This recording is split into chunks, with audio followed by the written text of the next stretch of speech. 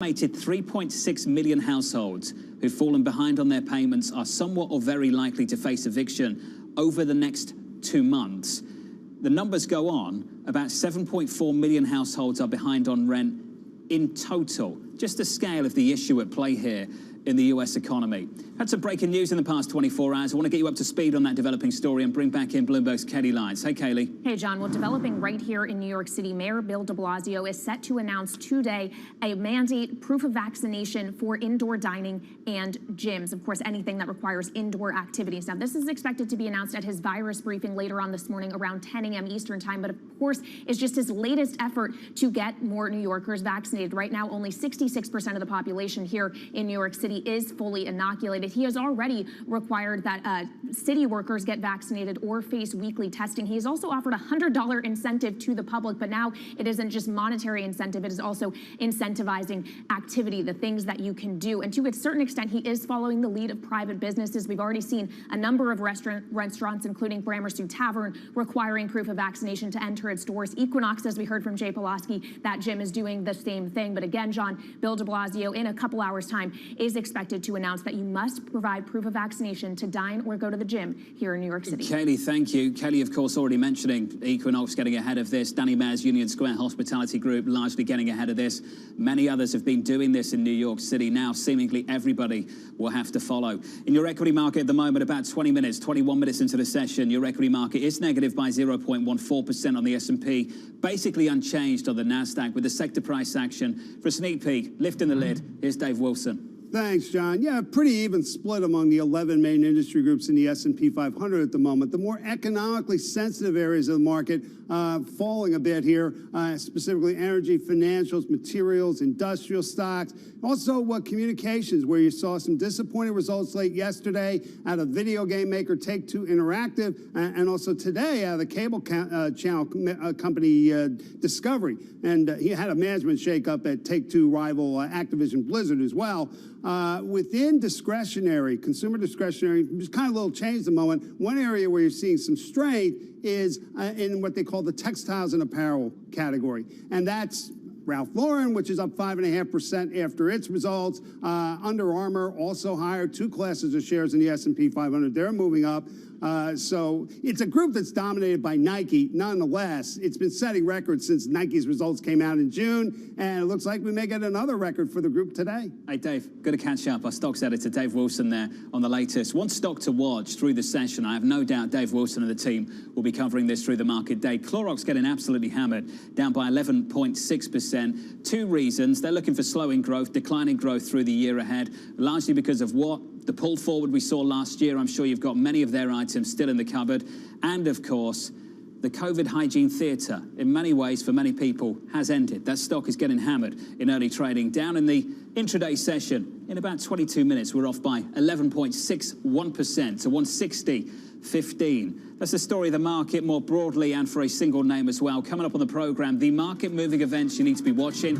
That'll be next in our trading diary, and why some people think the next stop for this market is a speech from Vice Chair Richard Clarida. That speech comes tomorrow. I'm looking forward to that. The week begins, I think, Wednesday, an ADP report, a speech from Vice Chair Clarida, into Thursday with initial jobless claims, and Friday, it's payrolls Friday. Your S&P, 4380. Your S&P is down 6 and negative 0.14%. From New York, this is Bloomberg.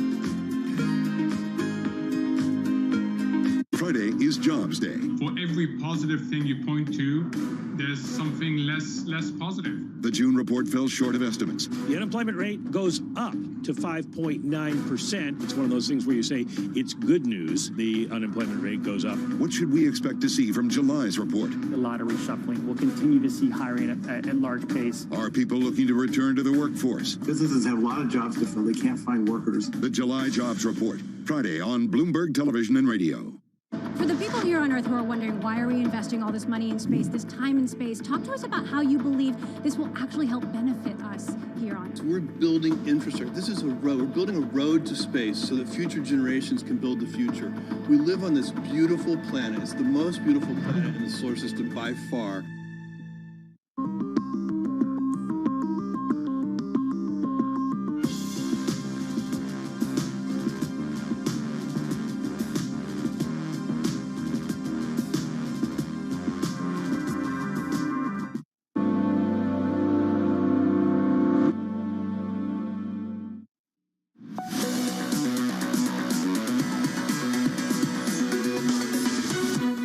At 25 minutes into the session, early days, the session's young, but we are declining by about 0.2% on the S&P. On a Russell, down 0.9%. The small caps underperforming. The Nasdaq 100 down 0.25%. A day of declines, it seems, this Tuesday morning.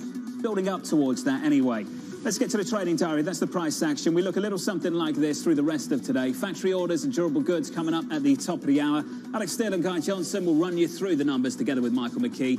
Later, we'll hear from the Fed's Bowman at 2 p.m. Eastern, with more Fed speak coming Wednesday from Vice Chairman Rich Clarida. That is the one to watch. I haven't seen a speech from Vice Chair Clarida since May. Where's he on this building debate over tapering and what he needs to see? Is he in the same camp as Governor Brainerd? That's one for tomorrow. President Biden discussing COVID-19 and vaccinations at 3:45 Eastern. A Bank of America rate decision, Bank of England rather, coming up on Thursday. And finally, closing out the week with a U.S. payrolls report coming up this Friday. From New York City, for our audience worldwide, this was the countdown to the open. Thank you for choosing Bloomberg TV. This is Bloomberg.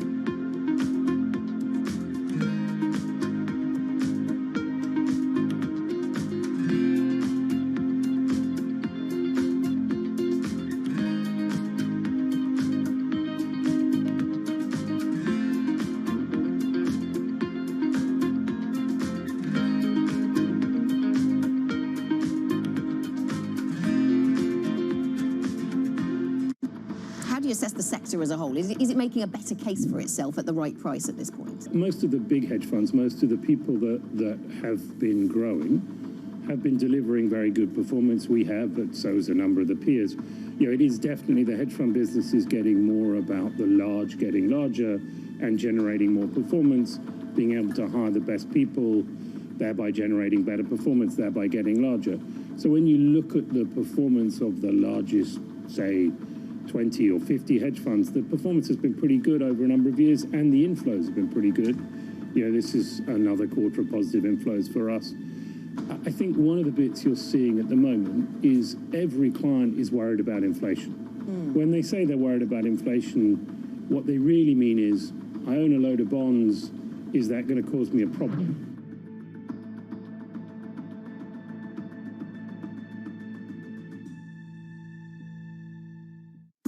People ask me all the time, what is the key to being a really good investor? And I tell them it's to surround yourself with and work with the best investors you can find.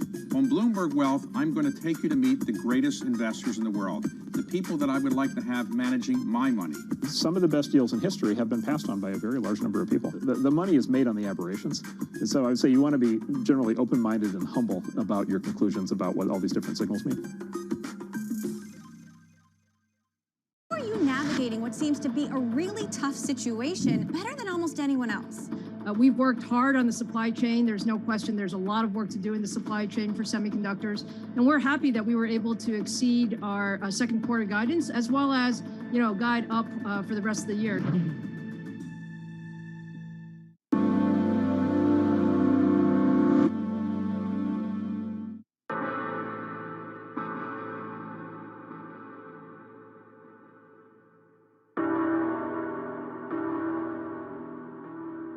Months after Hurricane Maria, Puerto Rico is still in peril. Huge swaths of the island are still without power, running water, or access to medical care.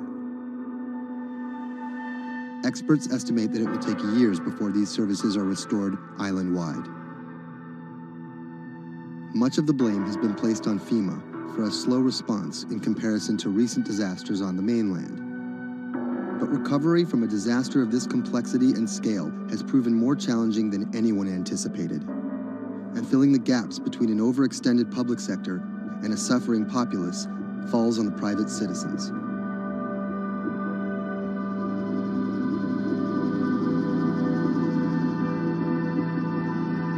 Robert Anderson is a Puerto Rico resident of 4 years. The eye of the storm came in south of El Yunque, swept up towards San Juan, and out to Arecibo. Everything on the right-hand side is what we call the dirty side of the storm. This isn't his first time in a disaster zone. With a military and telecom background, Anderson worked on repairing damaged cell phone towers in New Orleans after Hurricane Katrina. Some might be tempted to label him a disaster capitalist, seeking lucrative government contracts for his expertise. But as Anderson finds himself in the middle of a humanitarian crisis, he and his associates are developing a variety of pro bono recovery projects that target the island's hardest hit areas. I see two Puerto Ricos. We're here in San Juan. They have telecommunications restored. They may or may not have power, but basic services are in place. They're able to get food. They're able to buy things. They're surviving. And when you look outside of the San Juan area, you can go 15 minutes from here and find areas that are devastated. I'm working on the devastated side. Today, he's put together a boots-on-the-ground mission to provide medical care to some of the island's most isolated and vulnerable residents.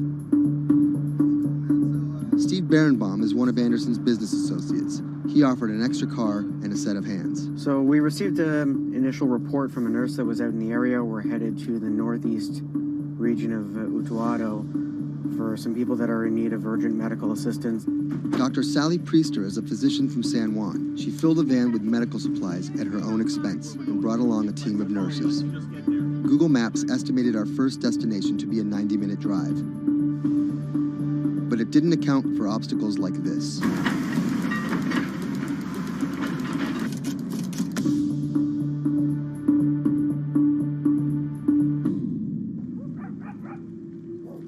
Our first stop was the home of an 82-year-old blind Vietnam veteran. His roof was blown off by the storm, and he's been living alone in a back shed for nearly 2 months. His cane actually got broken in the storm, so he's limited mobility. He has a number of medical ailments. Dr. Priester's having a look at him. We called the VA. They're going to get him set up with what he needs, get him stabilized so he can then be transported either to an evacuation center or off the island. It's when the chain gets broken, when those families that are connected to them leave the island or take off, these guys get left at the end of the road, and it's tough. FEMA was not officially part of Robert's team, and their arrival caught everyone by surprise. Their job here was to survey and report back to their superiors, and did not come with medical aid of any kind. People think that FEMA is there to hand out bottles of water. It's not what they do. FEMA has a role to play. They have a very specific role. They bring in ships, they bring in airplanes, they bring in tractor trailers with pallets of things. But they're a big machine, and there's gaps in that thing. And you're seeing one of the gaps here, and we help fill that role.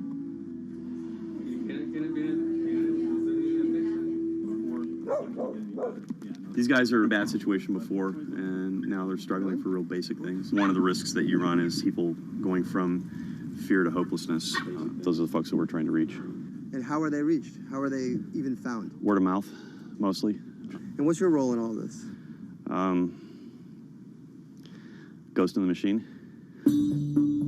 I'm lucky enough to be able to communicate with folks in FEMA, the state of Puerto Rico. For a ghost, Robert makes his presence well known. Not only was he the de facto leader of the mission, now with FEMA in tow, he created his own maps to survey storm damage. So we're right here. And delivered them to FEMA HQ free of charge. I have pretty good reach. Perhaps that's how he managed to earn himself a coveted FEMA badge without actually working for them. And it's these relationships that allow him to operate more efficiently than an NGO or a government agency. We're able to resolve problems at a different level. Our next stop was on a mountaintop, a family of 11 struggling to care for their special needs brother in what was left of their house. Probably we are the first health team to come and visit this family. Muy bien, todo muy bien. The patient has Down syndrome. He is all day in bed. The difficulty with this is the patient cannot be alone. The most important thing is that you need to take care of the chronic disease besides disability, because they have been not going to a doctor, and no doctor has come in here yet. So we need a refill of this medication. After maybe 54 days, it's not getting better. And the only way that you can be able to see that is coming to the ground, drive, and see the people and talk to the people. You can see San Juan from here, but you can't get there. It's like the Emerald City.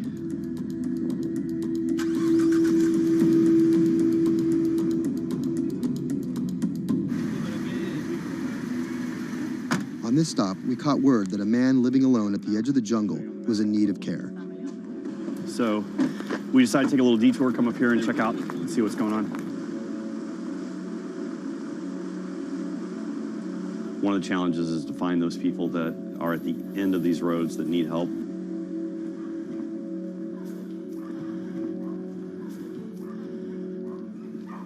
¿Pero por qué estás solo? ¿Por qué estás por acá tan solo? I'm asking about why he's alone right here. He said things of life happens. Yeah, I'm here by myself. So ¿dónde vive acá? En la parte de...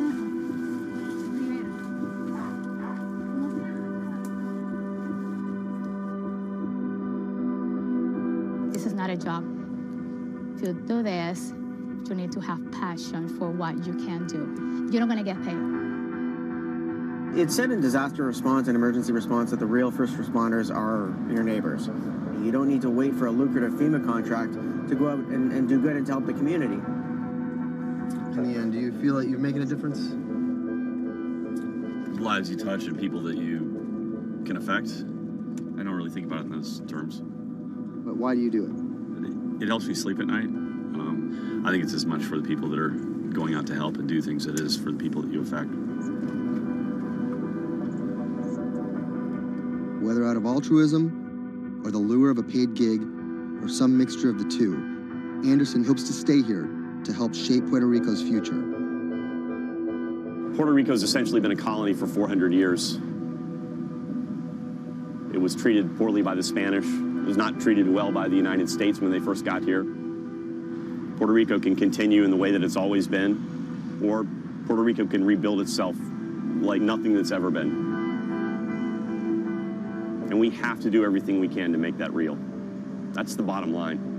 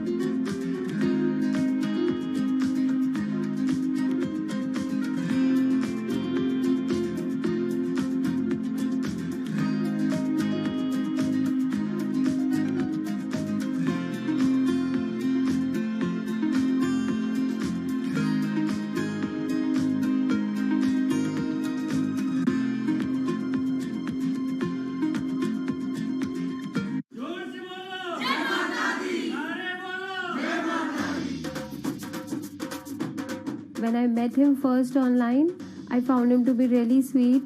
I think I was the one who was talking for an hour. He was just listening. When we met, I saw her. She was beautiful, intelligent, and kind, which was, something that I was looking for.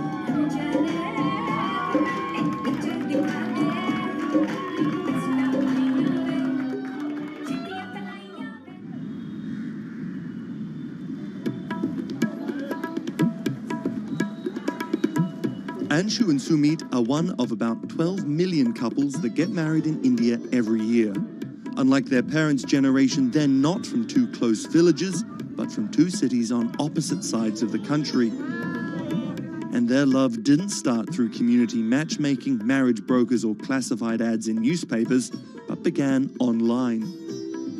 So we met through jivansathi.com. So it's basically an online portal where we have detailed profile of different grooms and brides. It makes a lot of remote profiles who are located in distant areas more accessible. Thanks to growing internet and smartphone usage, matrimony websites and apps in India are starting to disrupt the matchmaking industry.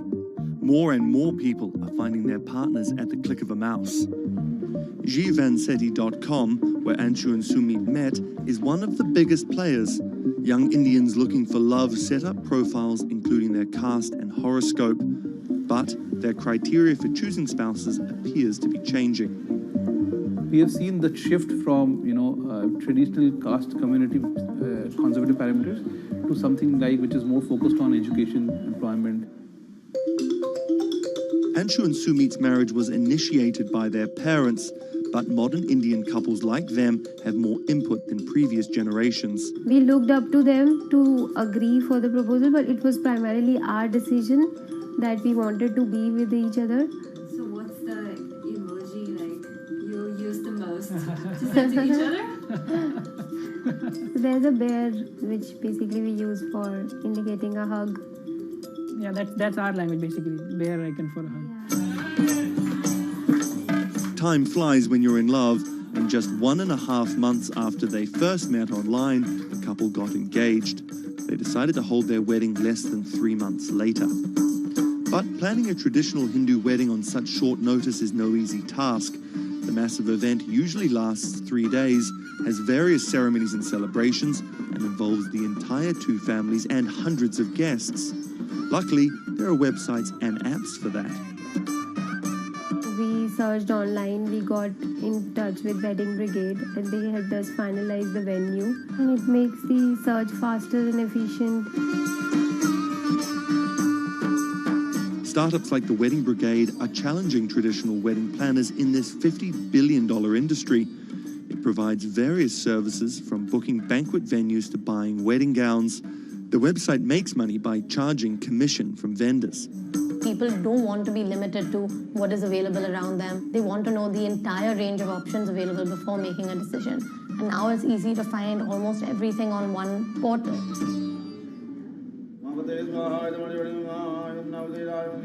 Anshu and Sumit are officially married in a ritual that has gone on for thousands of years, but their love started in a very new way. Technologies might be changing the way couples meet, date, and get married in India, but they're definitely not changing everything. The technology was only the first level help that we could get to find each other. Everything else was very humanly and emotions and feelings based.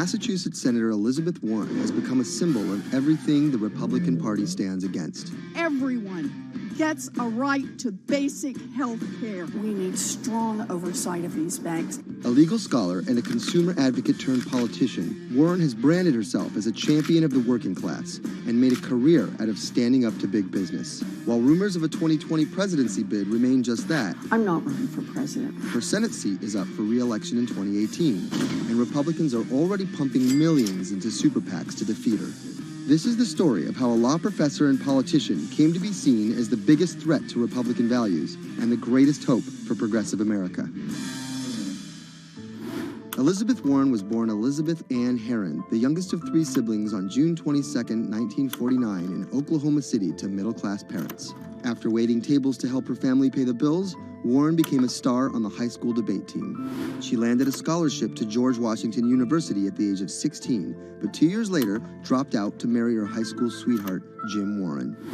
By 1980, Warren was a mother of 2, divorced and remarried, had earned a bachelor's degree from the University of Houston, a juris degree from Rutgers, and practicing law in New Jersey.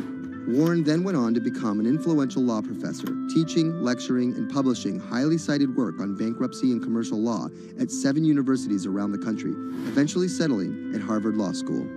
But Warren wasn't always a liberal lion. Elizabeth Warren used to be a Republican, actually. That's Stephen Dennis. I'm a Senate reporter for Bloomberg. Around the time that Elizabeth Warren switched parties, she became a fierce opponent of a Republican drive to make it much harder to file for bankruptcy. She fought that for a decade. It ended up passing anyways. While her efforts ultimately failed, her warning calls were heard in 2008.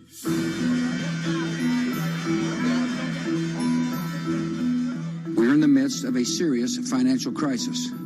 Our entire economy is in danger, and without immediate action by Congress, America could slip into a financial panic, and a distressing scenario would unfold.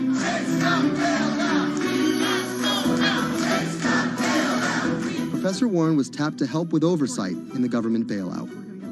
She would excoriate bankers and their bonuses and their practices. Why should the U.S. taxpayer alone carry Citi? She proposed a series of tough regulations, which became the basis for much of the Dodd-Frank financial law that we have today. That sort of catapulted her to national stardom, particularly among the progressive left.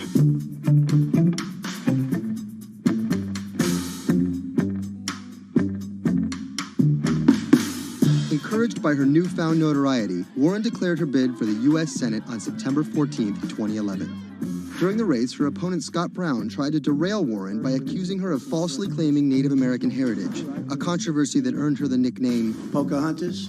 Nevertheless, she was victorious and won the Senate seat by a comfortable margin. She used her new tenure to challenge everyone, from banking regulators and Treasury officials to members of Wall Street and Congress. I'm really concerned that too big to fail has become too big for trial. We need tough new laws to hold corporate executives personally accountable. No one should be above the law. She called for Wells Fargo CEO John Stump to resign for fraud, introduced the Bank on Student Loans Fairness Act, and reintroduced the 21st Century Glass-Steagall Act.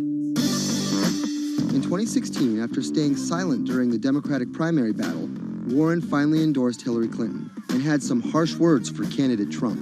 Donald Trump is a loud, nasty, thin-skinned fraud who has never risked anything for anyone, and that is just one of the many reasons he will never be president of the United States. But she was wrong.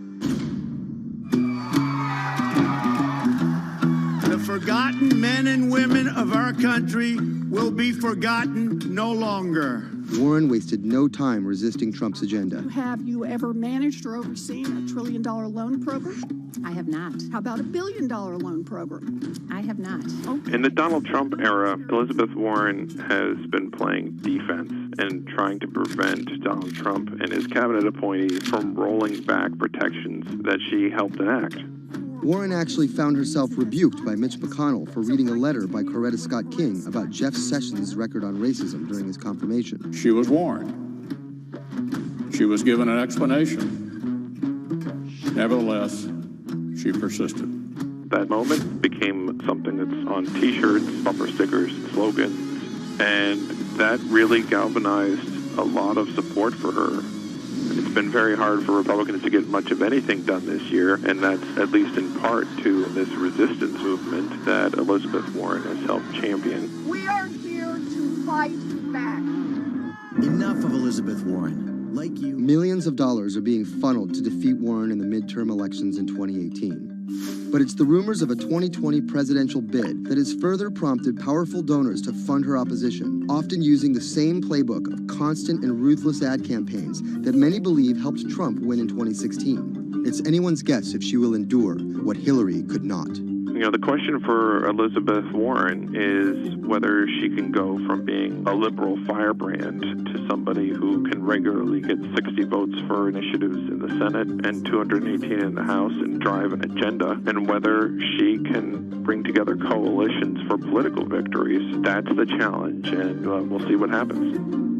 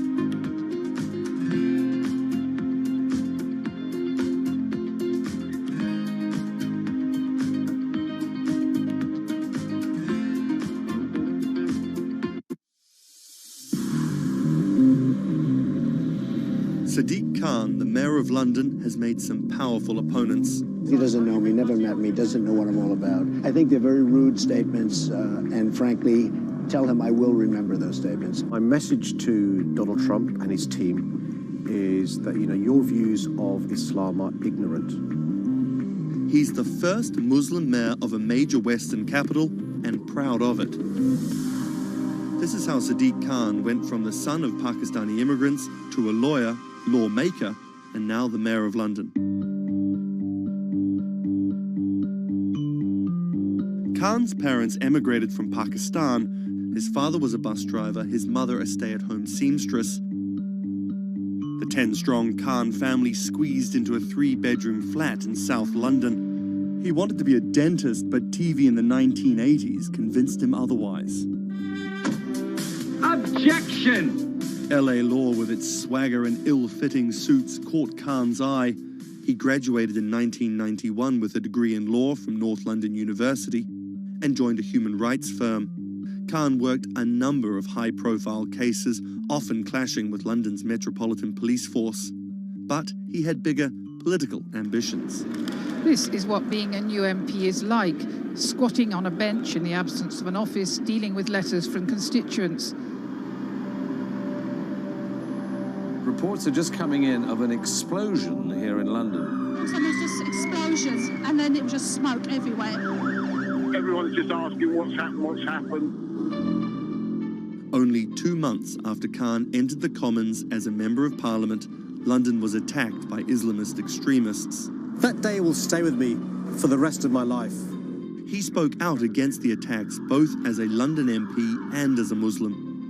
He has been very clear about his opposition to violence, opposition to terrorism, and has set out to make the case for a more open and peaceful Islam. That's Thomas Penny, one of Bloomberg's Westminster correspondents. Here is a man who is a Muslim, and he is standing up and being open and straightforward and being clear that the problem here is not Islam, but it's Islamic extremism. In 2015, a decade after the attacks, Khan ran for mayor of London, and his faith was back in the headlines.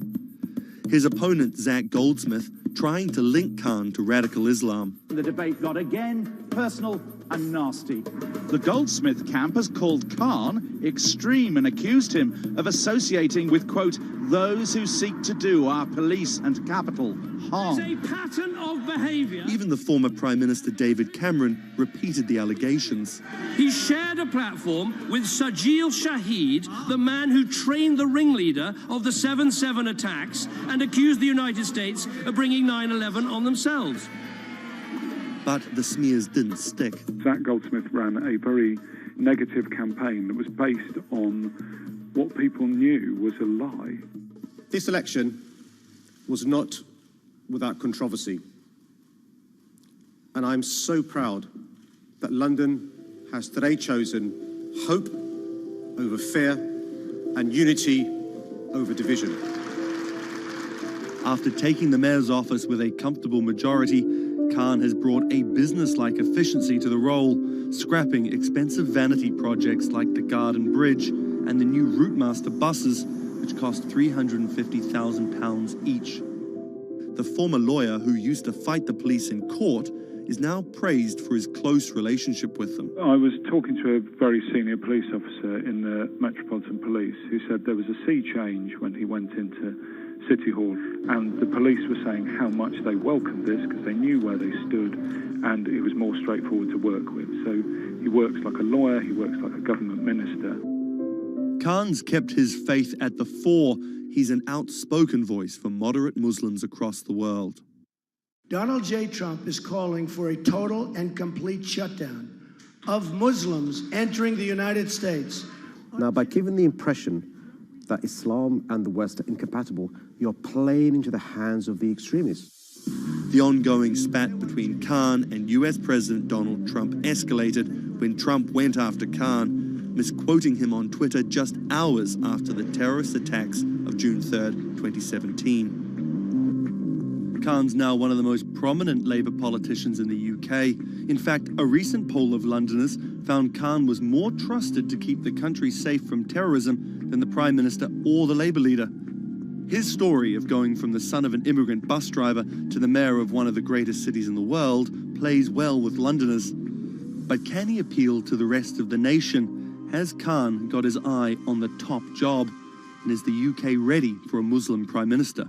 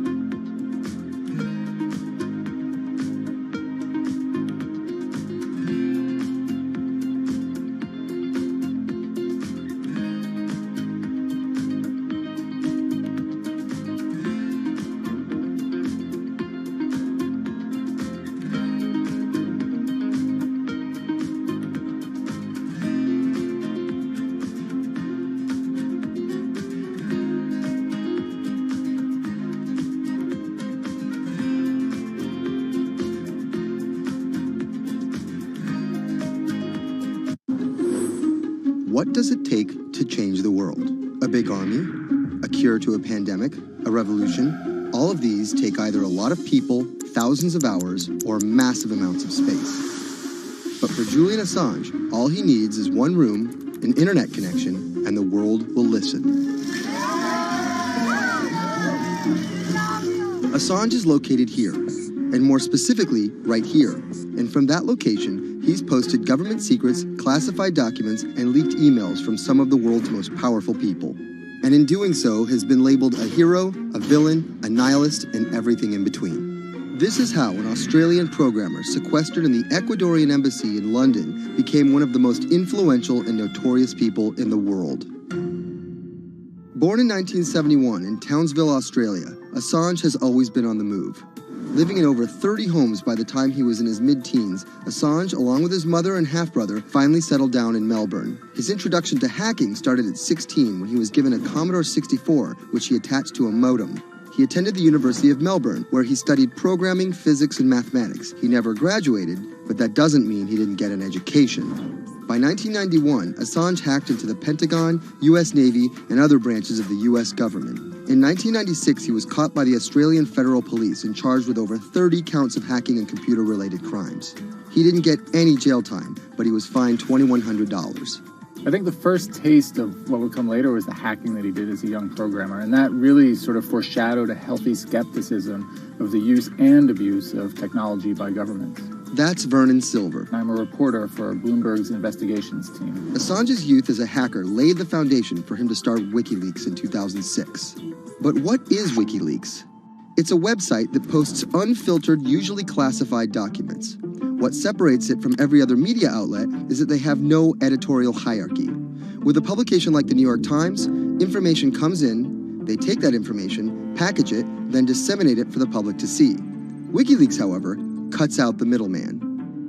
WikiLeaks gathers information, most of it given to them anonymously. So what they're doing is really very simple. They get the information in one end from who gives it to them and out the other with sometimes minimal interference. Julian Assange is the leader of that, the mastermind, the creator, and really, because he thinks of it as a journalistic enterprise, the editor-in-chief. But every story starts with a source, and Assange has some unconventional sources. Julian Assange does not hack as far as we know. He is the recipient of people who are either insiders who give him secret documents or hacked emails from a foreign power. That's Eli Lake. I am a columnist for Bloomberg. And there was no source bigger for Assange than Chelsea Manning. He used to be known as U.S. soldier Bradley Manning. In 2010, Manning provided Assange and WikiLeaks with hundreds of thousands of leaked government documents. WikiLeaks quietly began releasing the documents in February of 2010, then made big headlines in April by posting what is now known as the collateral murder video. Come on, fire! It was a vivid, graphic video. It changed the debate on the Iraq War, and importantly, it put WikiLeaks on the map when they put it online, and they couldn't be ignored at that point. And those leaks were just the beginning. They went on to post more than 90,000 leaked documents known as the Afghan war logs, 390,000 documents known as the Iraq war logs, and 250,000 private messages between diplomats called cables in what is now known as Cablegate. These leaks were met with very real ethical questions. The problem with publishing those cables was that a number of confidential sources for U.S. diplomats who faced real danger when their names were exposed. Then Secretary of State Hillary Clinton drove the point home that every country, including the United States, must be able to have candid conversations about the people and nations with whom they deal. Shortly after Cablegate, the Swedish government issued an arrest warrant for Assange on allegations of rape and molestation. He claimed the allegations were fabricated to get him extradited to the United States, a claim the U.S. government denied.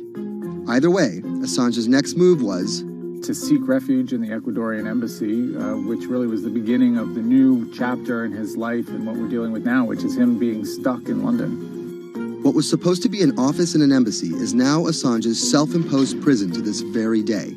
But that doesn't mean he's slowed down. Since being trapped at the embassy, WikiLeaks has released files about Guantanamo Bay prisoners, Syrian political figures, and the draft to the Trans-Pacific Partnership. And then came the 2016 U.S. election.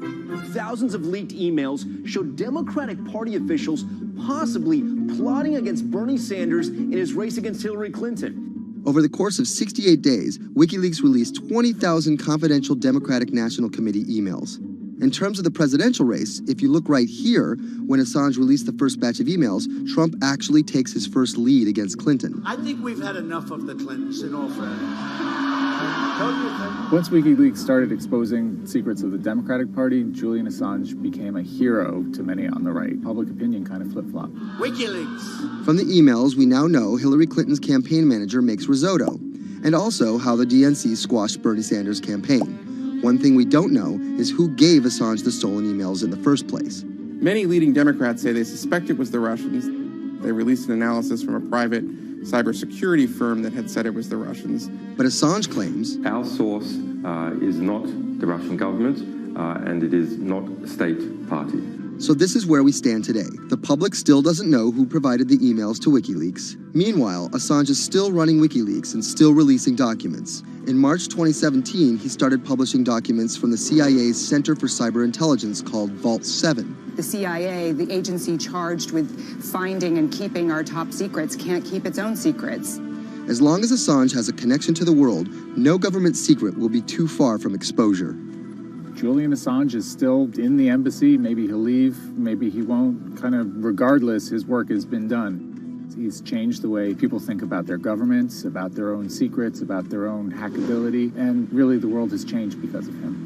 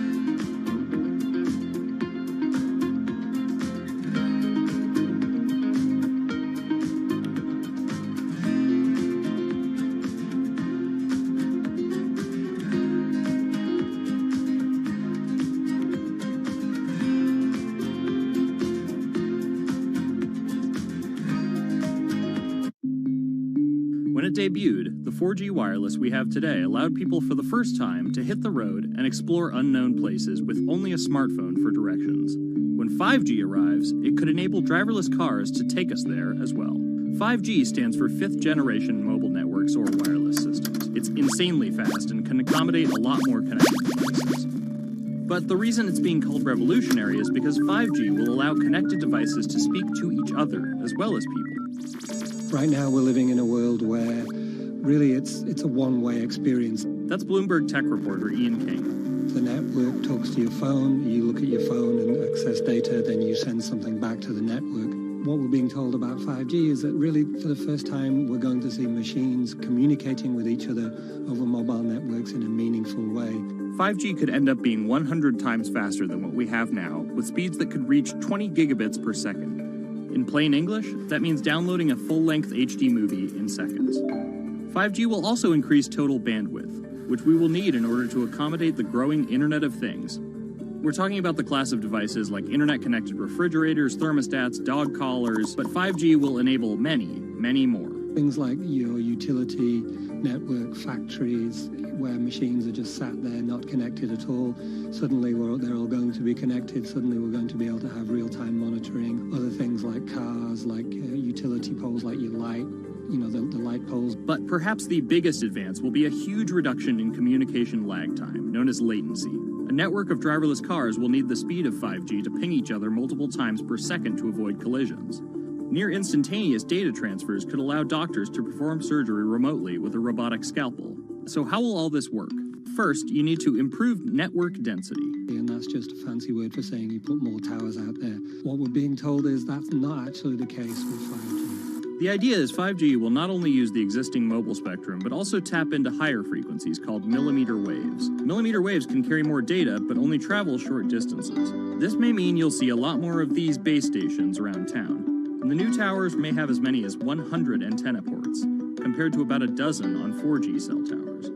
So when will we get 5G? Getting 5G ready is expected to cost providers $275 billion over 7 years in the US alone. Look for the first 5G service to pop up in big cities sometime in 2019.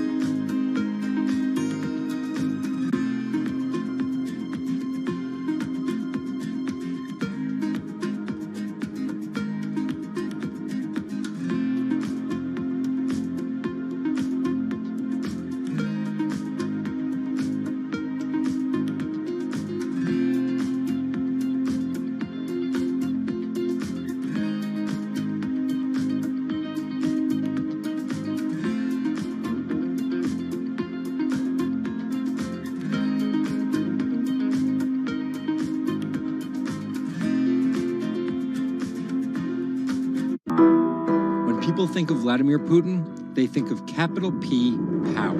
And that's exactly the impression he creates. Whether it's physical power, firing different weapons, riding in various James Bond-esque modes of transportation, or tossing hapless opponents in judo.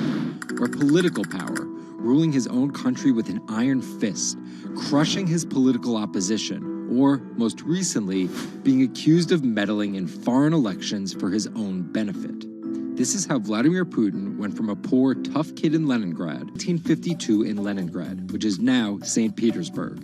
His father was a factory foreman and his mother a homemaker. It is widely said that Putin's public-facing tough guy persona can be traced back to him getting into fights when he was younger, which paved the way for him to take up judo.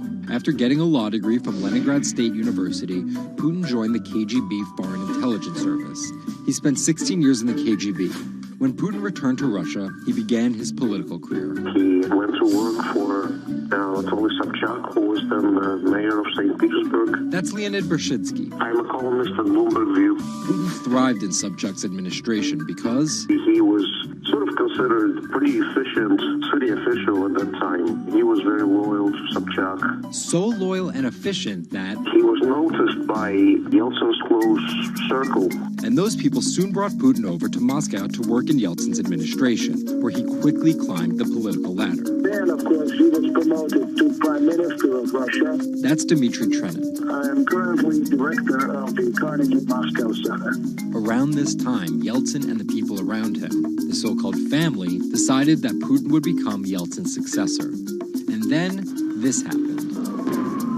The apartment bombings were carried out in 3 Russian cities, killing 293 people and injuring more than 1,000.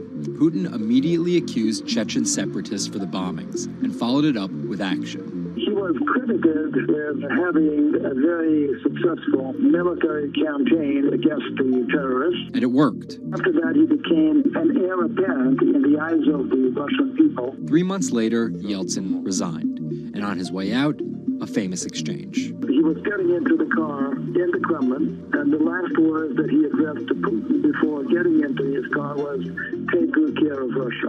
So Putin took over as president, and 3 months after that, won his first election. But just because Putin won the presidency, that didn't mean he had all the power. This is Michael McFall. I was U.S. ambassador from 2012 to 2014. In the 1990s, there was a fire sale of all the things worth owning in Russia, and certain people, the oligarchs, did better than others in that fire sale, sometimes called privatization, and those people tended to be well connected with the Yeltsin regime, and they weren't Putin's friends.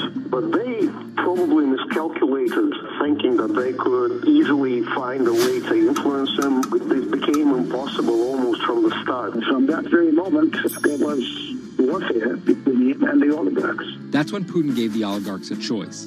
Putin's way? Some of those people from the 90s managed to figure out a new way of dealing with Putin and have survived.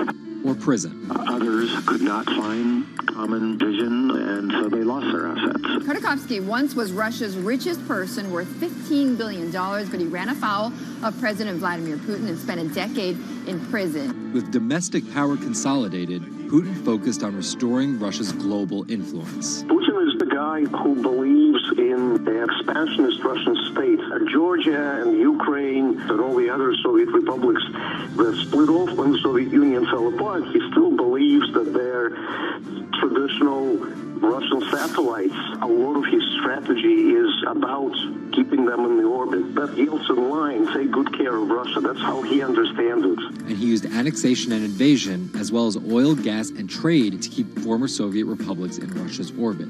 In 2008, Putin's 2 terms were up, and he decided to step down as president. Dmitry Medvedev stepped in as president, and Putin went back to prime minister. But really, Putin never left power. He pretty much continued running the country, and Medvedev was a bit of a figurehead. There was actually a period of cooperation between Russia and the U.S. that benefited both countries during Medvedev's presidency. Because Medvedev did not have the same negative attitude towards the West as Putin did. But when Putin came back to run for a 3rd term, in the lead up to the 2012 election, it was widely believed that both the presidential and parliamentary elections were rigged, and Russians took to the streets.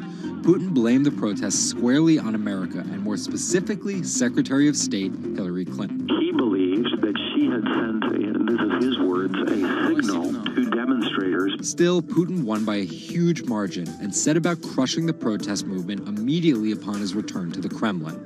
Over the next few years, Russia's economy tumbled. Putin annexed Crimea, leading to sanctions. The price of oil fell drastically. The ruble hit a new low, and America played down Russia's influence, with Obama calling Russia a regional power. Despite all of that, Putin's approval rating remained sky high, and then an opportunity for payback. I think I'd get along very well with Vladimir Putin. In 2016, there was one candidate who called Vladimir Putin very smart. Trump exhibited tolerance towards Putin's actions annexing Crimea, and similar views on NATO and sanctions. Secretary Clinton didn't support any of those views. even though Putin denies any wrongdoing, U.S. elections. Yes. the U.S. has accused Russia of being behind the leaking of 20,000 Democratic National Committee emails, which many say helped Trump beat Hillary Clinton in the presidential election. Which leaves us here, with the possibility of a President Putin until 2024, positioning Russia to be the world power he always imagined it should be.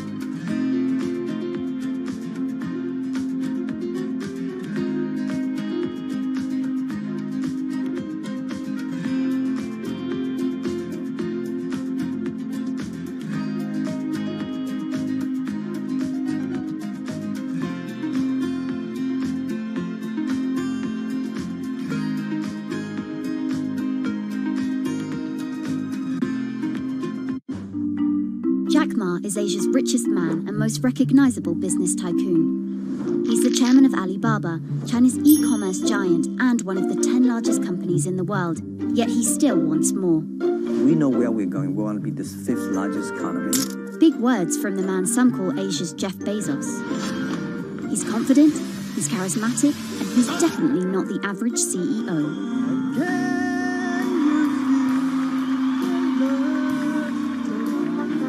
This is how a poor school teacher went from the classroom to being one of the most influential multi-billionaires in the world.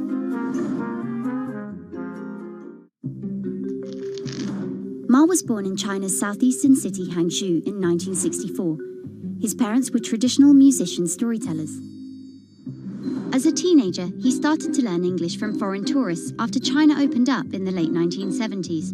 And then for 9 years, Jack Ma hung around outside the Hangzhou Hotel, which is now called the Shangri-La. He would get up at 5 a.m. to talk to travelers. That's Bloomberg technology reporter Lulu Chen. And I cover China Internet for Bloomberg. Ma failed China's National University entrance exam twice before being admitted to local teachers' college.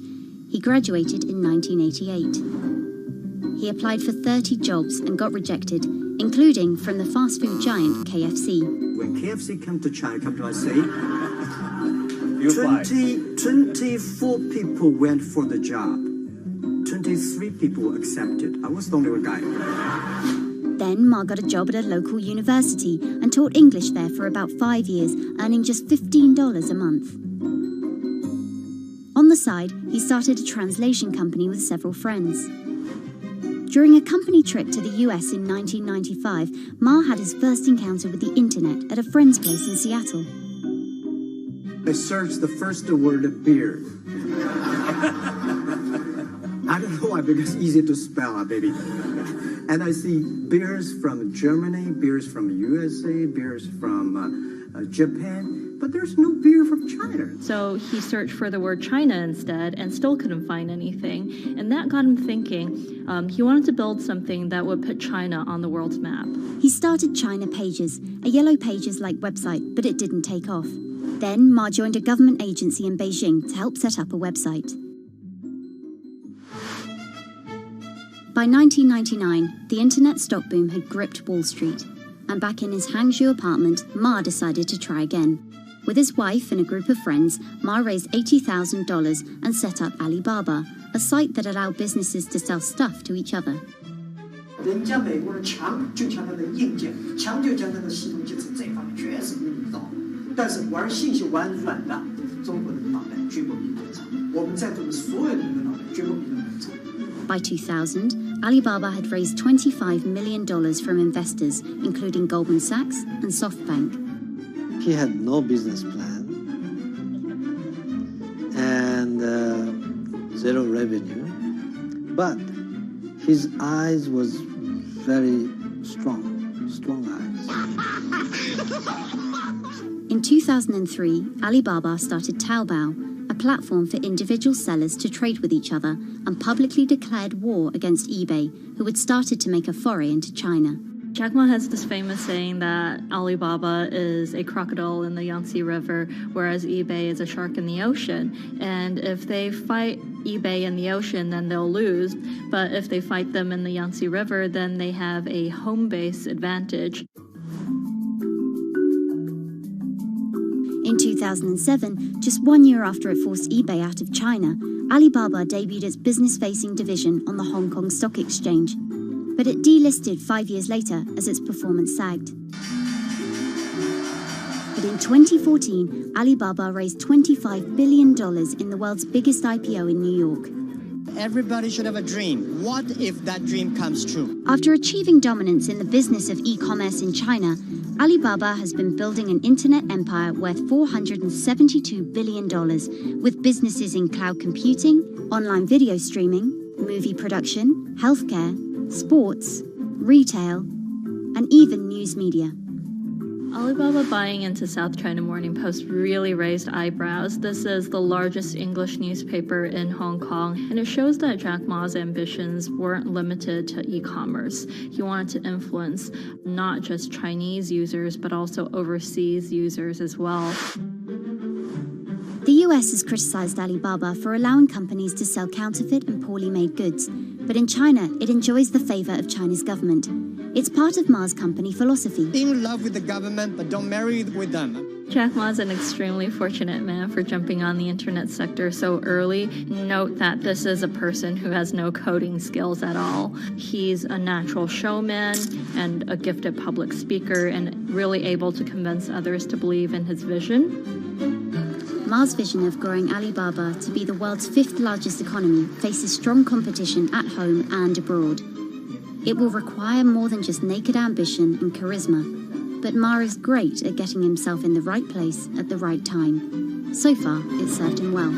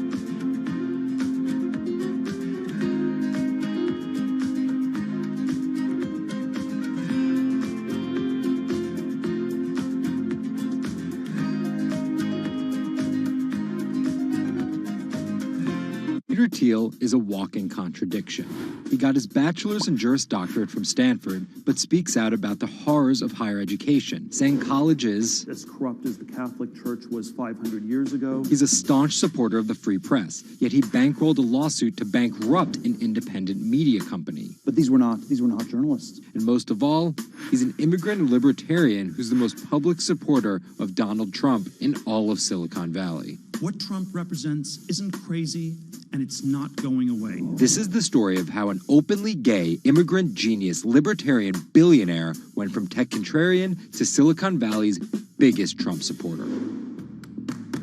Peter Thiel was born on October 11, 1967 in Frankfurt, West Germany, to Suzanne and Klaus Thiel. Peter's family emigrated to Cleveland, Ohio when he was 1. An Ayn Rand devotee during his youth, Thiel attended Stanford University majoring in philosophy. His Stanford experience shaped a really big part of who he decided to surround himself with. That's Lizette Chapman. And I cover technology and venture capital here at Bloomberg. He and his Stanford friends made their first big splash in tech with PayPal. After selling to eBay for $1.5 billion, they would become known as the PayPal Mafia for each incredible success after PayPal. For Thiel, that began with an early, modest $500,000 investment in Facebook. And in VC speak, early means big risk, but also big reward. He turned that initial $500,000 investment into more than $1 billion in cash. But Thiel was just getting started with Facebook, and he went on to make a whole bunch of wildly successful investments. From SpaceX to Airbnb to one of the largest, most powerful companies in the United States, if not the world, and of course that's Palantir. The incredibly controversial secretive data mining startup he founded with his colleagues from PayPal. It connects data silos and then allows non-technical people to search that information for patterns. Data like financial information, feeds from video cameras, biometric details, passport information, flight manifest. Palantir doesn't talk much about how they collect this data, who has access to it, or what they do with it. But they have contracts with the Department of Homeland Security and the CIA and the Department of Justice and the Securities and Exchange Commission. And several other federal agencies. It's the richest company you've never heard of, valued at $20 billion. But there are plenty of obscenely wealthy people in Silicon Valley. What makes him different... He's a complex ball of multiple contradictions. Take college, for example. Even though college was extremely important for Thiel, there's something called the Thiel Fellowship. In exchange for dropping out and a promise not to pursue college, Thiel would give them $100,000 each. You basically tell people that if you get a diploma, you're saved. Otherwise you go to hell. You go to Yale or you go to jail. Also, his relationship with the press. Here's another contradiction. He's donated to free press initiatives, including the Committee to Protect Journalists. But he also secretly spent tens of millions of dollars bankrolling a lawsuit filed by Hulk Hogan over the publication of a sex tape and bankrupting the independently run Gawker Media. Why did he do this? Because in 2007, one of Gawker Media's blogs, ValueAg, outed him as gay. And with the lawsuit, he found an opportunity to get back at them by funding the lawsuit that Hulk Hogan was able to bring then, but he wouldn't have been able to do that without Thiel's money. And finally, Thiel's biggest contradiction, his endorsement of Donald Trump. When he was asked about his support for Trump, he was surprised at the outrage that came with it from many of his colleagues in Silicon Valley. He didn't want more of the establishment. No matter how crazy this election seems, it is less crazy than the condition of our country. After briefly supporting Carly Fiorina in the primaries, Thiel pivoted to Trump, donating $1.25 million to Trump and his associated super PACs in October 2016. And he didn't just help Trump financially. He gave a full-throated keynote speech supporting Trump at the Republican National Convention. I'm not a politician, but neither is Donald Trump. He is a builder, and it's time to rebuild America. And when Trump was finally elected, Thiel was given the reins to an enormous amount of power. And I want to thank you, man. You have a very special guy. He was named the transitional advisor. And in that role, he did a lot of interviewing and a lot of vetting to fill hundreds of cabinet positions. and different jobs within the administration. But it turns out Thiel's support isn't unconditional. Talking to people who spend time with him, I have also heard that he is no longer a great supporter of Trump. It was reported that Thiel was unhappy with the direction of Trump's presidency. Ever since, he's been mum, making no public appearances, no statements, and staying out of the spotlight altogether. Although there have been suggestions that Trump could tap Thiel for a top intelligence post or ambassadorship, there's no indication he'd accept. He's described his relationship with politics as schizophrenic. He gets really involved, and then he runs away as fast as possible. Whether Thiel takes a new position or simply continues as a board director at Facebook and Palantir, at just 50 years old, he's primed to wield some serious influence in technology and politics for decades to come.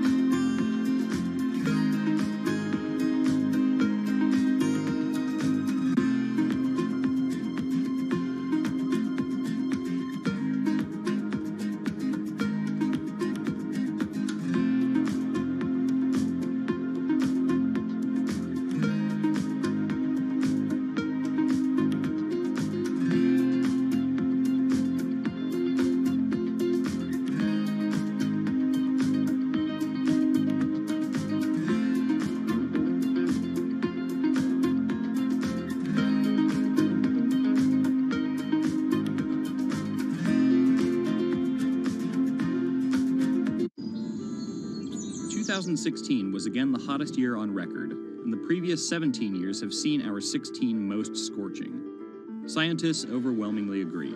Global warming is the culprit. And it's just getting started. Ice caps, extreme weather, wildfires, droughts, and the hits keep coming. What are we doing about it? In 2015, the world took its boldest step yet to stem climate change with a historic accord in Paris. But now comes the hard part. Nations must change energy policies and invest huge amounts of money, and they will likely do it without the United States. President Donald Trump announced on June 1st that the U.S. would withdraw from the accord. The reality is that withdrawing is in America's economic interest and won't matter much to the climate. Here's the situation. Decades in the making, the Paris Agreement united the U.S., China, and more than 190 other nations in a push to limit fossil fuel pollution. The UN-sponsored plan secured pledges to cut greenhouse gases, the emissions that trap heat in the Earth's atmosphere, in an effort to avoid the rising seas and other environmental disasters that climate models predict. But even if all pledges are met, the globe is expected to warm by as much as 3.4 degrees Celsius this century, more than the UN target of well below 2 degrees. Meeting the Paris Agreement means that governments will have to offer more incentives for clean energy, scale back support for fossil fuels, make emissions more costly, and reduce deforestation. It's estimated that the deal will require $13.5 trillion of spending through 2030. Here's the argument. Unlike past climate pacts such as the Kyoto Protocol, each country set its own Paris targets and then promised to revisit and improve them. The U.S. was primed to play a lead role in climate change, but Trump's energy independence executive order reverses Obama-era rules and directives put in place to combat climate change, and expands production of coal, the dirtiest fossil fuel. The resulting policies threaten the global fight against climate change. Without the U.S. commitment to emissions reduction, other countries may join it in abandoning the Paris Agreement. This could make it almost impossible and even more expensive down the line to stop climate change. Optimists argue that the shift to a lower carbon future is already underway. Businesses, cities, and U.S. states, such as California, are already investing in wind and solar and taking other steps to make it work. I've actually been called an environmentalist, if you can believe that.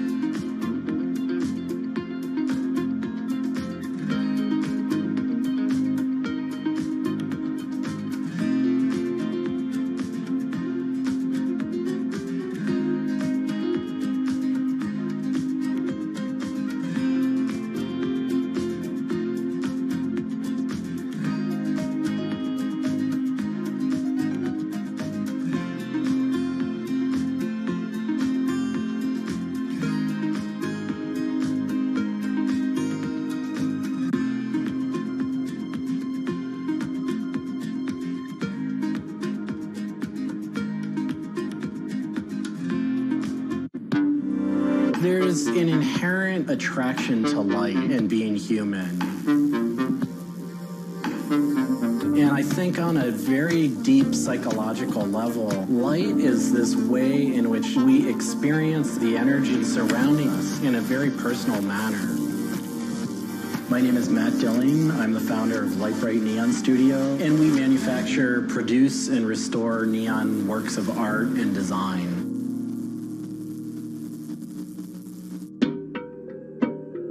origins of the creative content of a lot of the work at Lightbright comes from a variety of sources. Sometimes people come with a napkin sketch. Some people come with an Adobe Illustrator file. And we have a whole design team who then we kind of work together to help create layouts of what it might look like. Scale it up and create a paper template using a pen plotter. And that paper template actually becomes our guide for what we're going to bend the neon to. We take from the office into the glass shop. We pick out the right size tubing with the right color for the right size project. From there, we heat up the glass tubing. The torches heat the glass well in excess of 1,000 degrees in order for it to get into its molten state. We heat up and bend the glass tubing to match the template. One of our chandeliers has over 100 different bends in it. So each one of those bends has to be marked for a heated up bend. We also have to allow the glass to cool between the bends so that the next area can be worked on and heated up in its own unique fashion. It turns into spaghetti, and then we have to make sure that that spaghetti lines back up and cools to the template. We use a blow hose to connect our mouth to the tube, create a volume that's closed, and we can control the pressure in there with our mouth. There's just a variety of challenges that come up inherently in working with glass. Glass can crack due to stress, and sometimes you'll just have a batch that all it wants to do when it gets near a torch is crack.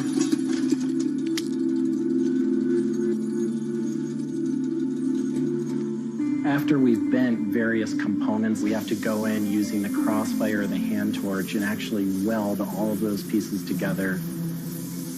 The last step on that is then to weld on electrodes onto either end. Each one of those steps is very, very specific.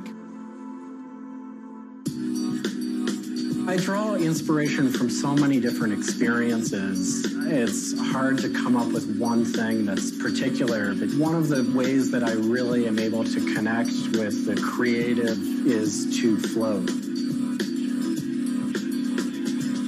Floating is a similar experience to meditation, to psychedelics. Going into a blackened room and laying out in a body of water and salt that's heated to your body temperature, and it allows for all sort of external stimulation to fall away. And your internal world really begins to bubble up and manifest. You really get to experience a different relationship to your mind.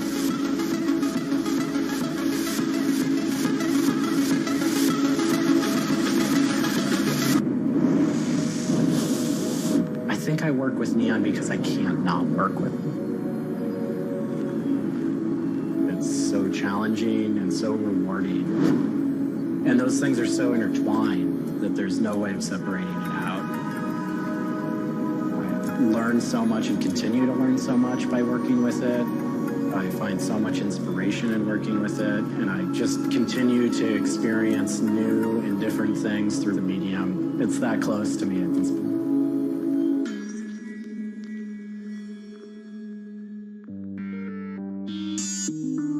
Once the neon tube is completed, we have to hook it up to our manifold for bombarding. The manifold is open, a vacuum is drawn. We check the tube for leaks with our Tesla coil. We close the tube back off, and we heat it up using a very large and powerful transformer. As the tube is heated up, it releases anything that's not inert inside the tube, and we evacuate that out. We introduce the gas into it, and we seal the tube off, sealing into that tube whatever gas we introduced into it. I think my favorite part of making a neon light is when I see it lit up for the first time. Different gases, when electrified, emit different wavelengths of light. Neon gas is this very bright orange, fiery red color. Argon gas creates a very intense blue, but that light output that is produced can then be expressed in a different wavelength by coating the inside of the tubes with a phosphor coating that takes that one wavelength of light and emits at different wavelengths. We bring it over to the aging table where we hook it up to an age-in transformer and allow it to settle, age the gas in that we've introduced to it. There's always a stray particle of something left inside the tube. But that time that the oxide coating can act to scrub whatever is left inside the tube while things are getting settled into place.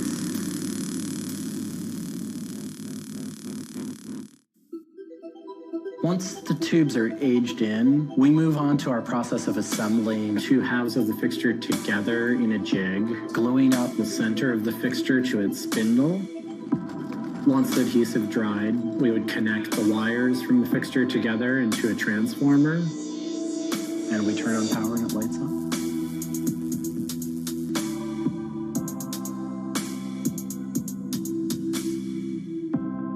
Part of what we love about what we do here is that we try and put out into the world the kind of things that we'd like to see.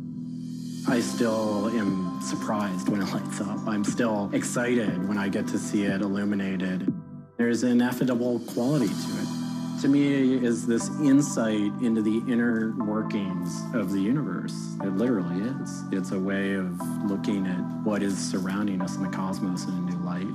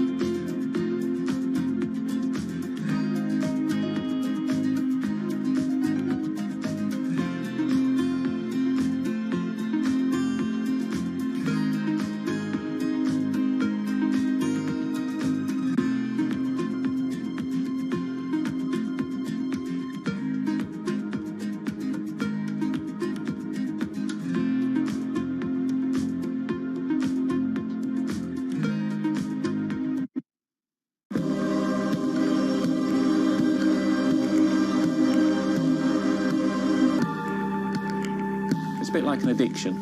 You've got to make something. You have to do something. It's borderline obsession. And every bike we build is my favourite bike at the time, and as soon as it's done, I want to build another one.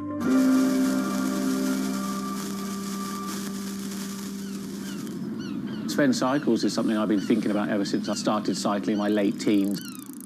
We want bikes that ultimately you'll really enjoy riding. There's never a bike that's the same. There's always a slight change. And as we build them individually as well, they have the marks of a bike that's built by hand. Most people I know cycle have an idea of their dream bicycle. And it may be an evolving idea you've had in your head. And we've worked with a lot of people that have come to us with sketches and scrapbooks. It's really, really nice to build something that's just one-off and unique. I think a lot of people see a bicycle as two wheels and a frame in the middle. There are a lot of subtle changes and nuances in design which can change the riding characteristics quite dramatically. I'm a really big fan of modernist architecture, and the simplicity of a modernist building is really hard to achieve. And with some of our bikes, they may look very simple, but I think people should not underestimate the time and effort that goes into designing a product. Tubing is key to a bike's feel and ride. Reynolds tubing has been in my life ever since I can remember. Growing up, I could never afford a frame manufactured with their tubing. We can now put a badge on our bike saying manufactured at Reynolds, which is a sort of thing as a kid I just wouldn't have believed was going to happen.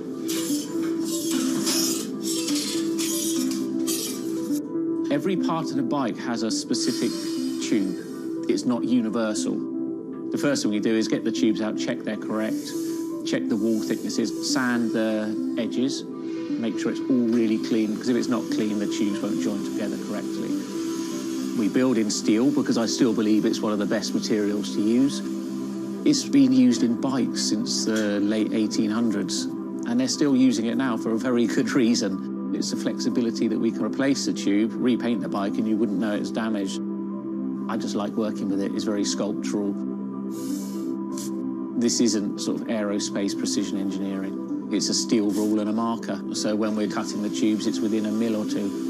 But what we're trying to do is take the best from bicycle building in the past and add a little bit of modern flair to it.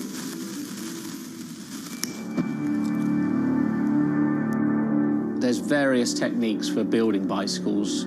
We do a thing called fillet brazing, where you connect the pipe together. We use a bronze rod and a flame. We heat the tubes up to the same temperature and we fill the joint with bronze. And it gives a very, very sort of fluid, lovely, sort of quite sculptural feel.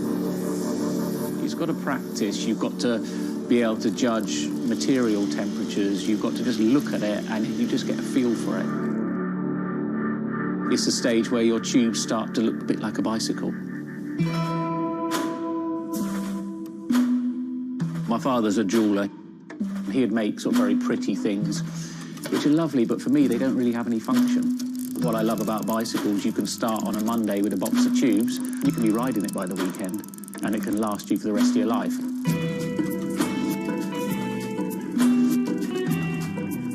Outside of the frame and forks, the other most important part is the wheels and tyres. When you build the wheels, you have to lace them, so there's little holes going all the way around the rim. You poke the spoke through. We do build all our wheels by hand here because a machine can't get 30 years worth of wheel building experience. Colour is very, very personal. With any of our bikes, you can have them painted whatever colour you want. We've matched one to a teapot, so we can get that scanned and we can match that, or someone's favourite item of clothing. I like to let the bike sit for 4 or 5 days minimum, just so the paint can have time to cure a little bit, and then we assemble it. We get out all the new components, and it's a case of putting them together. Some bikes you can assemble in 3 hours, some will take 3 days. And we've built bikes that cost in the £10,000 plus mark. Some people, they're saving up and this is their bike and they're going to own it for the rest of their lives. So we just want to make sure they get the right thing.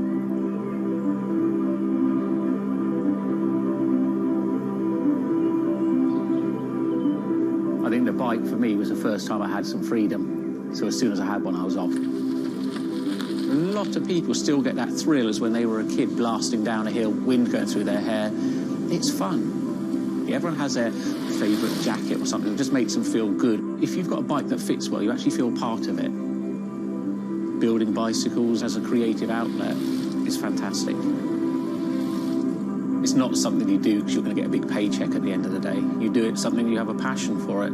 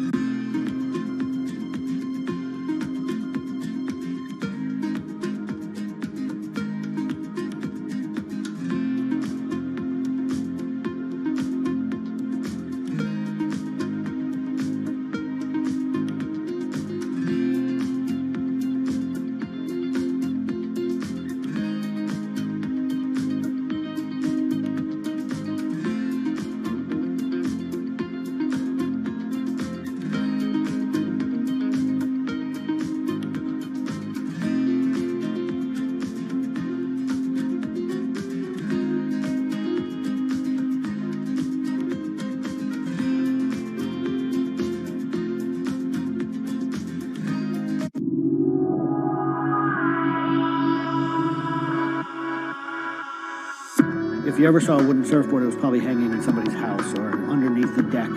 But kind of in the last 10 or 15 years, wood has made a big comeback. They surf wonderfully. It's beautiful and it feels great to be on one of them.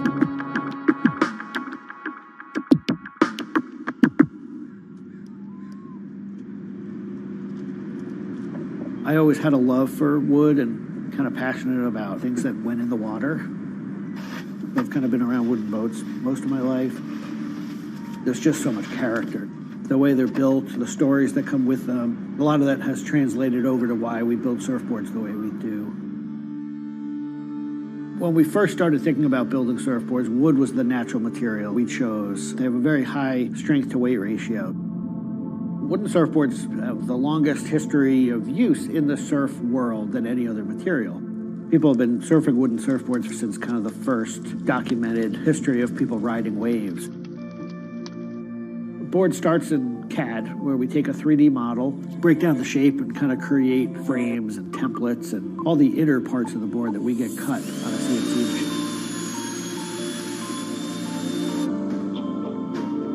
We take those frames and we just pop them out, assemble the frame into kind of a skeleton. We go out to our lumber shed, pick a bunch of cedar, and bring them into our mill shop, put glue along the edges, clamp it all together into a panel. Everything's book matched. You have symmetry in the colors and texture of the wood. Cut your outline. Take our assembled frame, gently put it down right on top of the plank.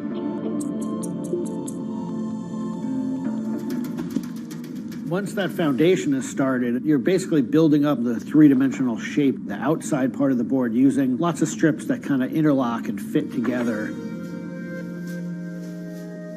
Every piece of wood is going to be different, and it's all going to react differently. There are frustrations with it, but I think that's one of the things that keeps it challenging. You learn to read the kind of what the grain lines are doing and what the color of the wood is telling you.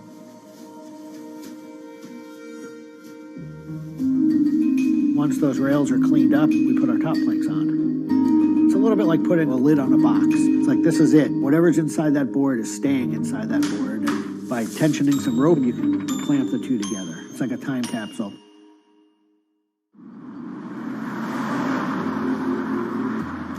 What makes our boards unique are they are built right here in York. They're built using material that grows right here in the state of Maine. They're built 100% by hand by local craftspeople and surfers. There's a lot of time that goes into these boards, between 40 and 60 hours start to finish. We wanted to build surfboards that were as hollow as they could be, but still be strong enough to work well. Too light and they don't surf well, but too heavy and they don't surf well. So there's a balance point there, and that's where we try to be. Taking the board off the rocker table once the top has gone on, that is by far one of my top favorite parts.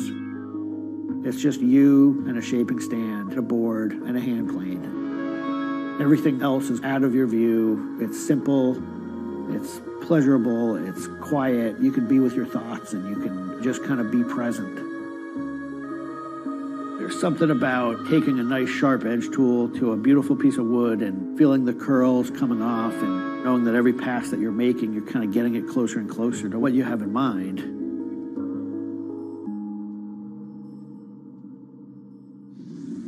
Once we've shaped it down and the board's looking like it's supposed to look like, it's time for it to go into the glassing room.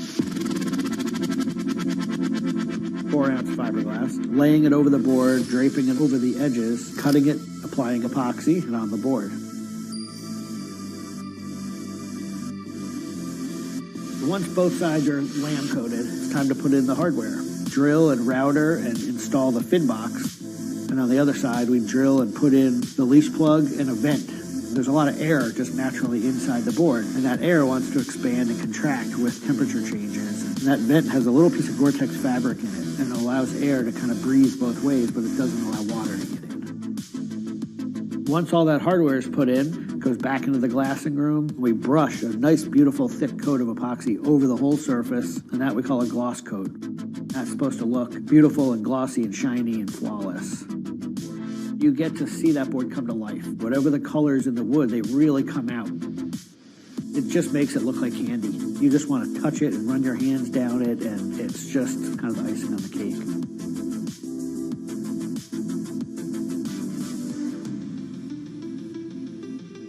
Once everything is hard, we put it into what we call the oven. Get that epoxy to cure, really kind of bake it, and just get it to harden. Put in the fin, screw in the vent, and ship it out.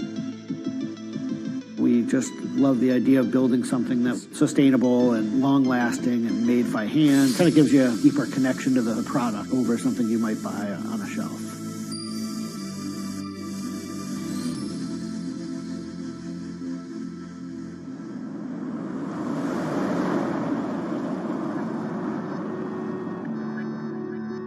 When a customer gets the board, they feel it. They 100% feel the amount of work and the amount of passion that went into the board. So I'm not really looking at hours and efficiency. We're looking at like doing it right and enjoying it as we go.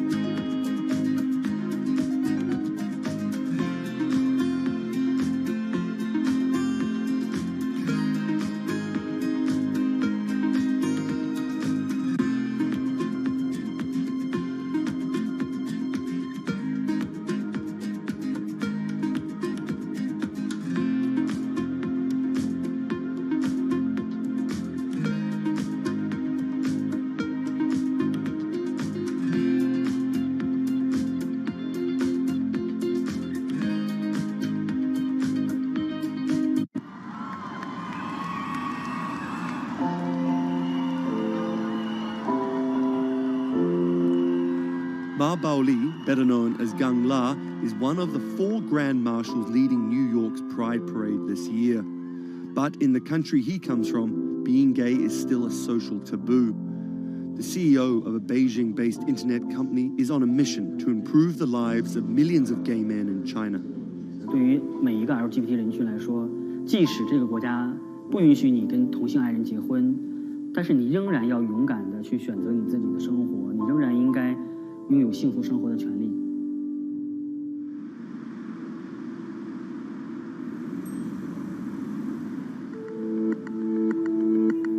Ma's company Blue City runs an app and a website specifically for gay men.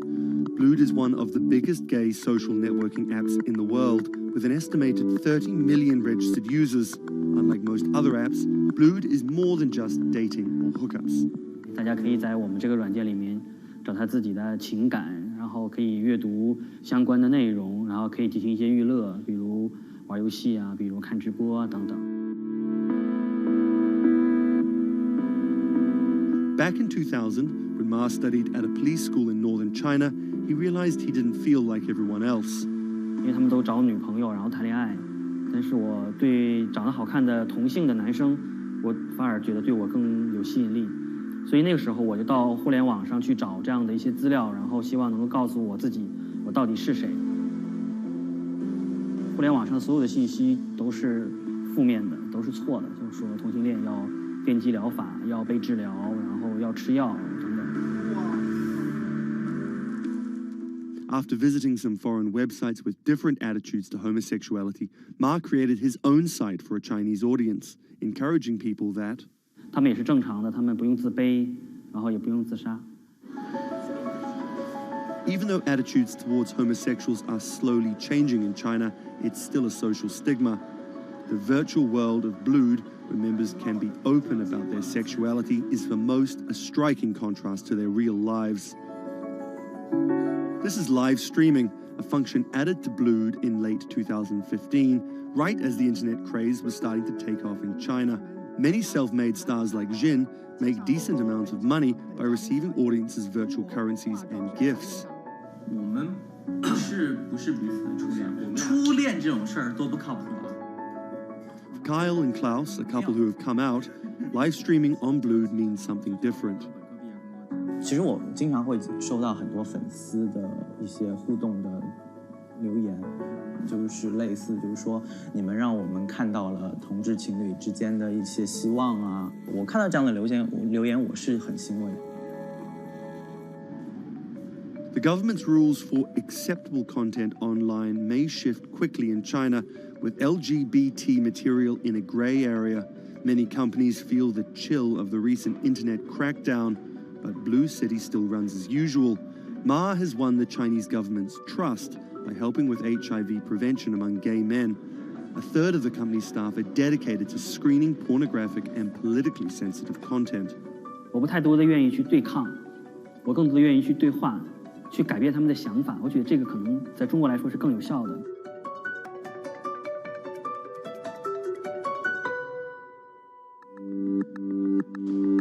In the past 5 years, Blue City has grown from a team of 7 people to a promising business with about 250 staff. Ma said the company earned over $15 million last year, mainly through advertising and selling virtual currencies to live streaming audiences. Now the company is expanding overseas. 我希望吧，通过我们的努力，Blue能够成为全球第一家在美国纳斯达克或者是纽交所上市的这样的同志互联网公司。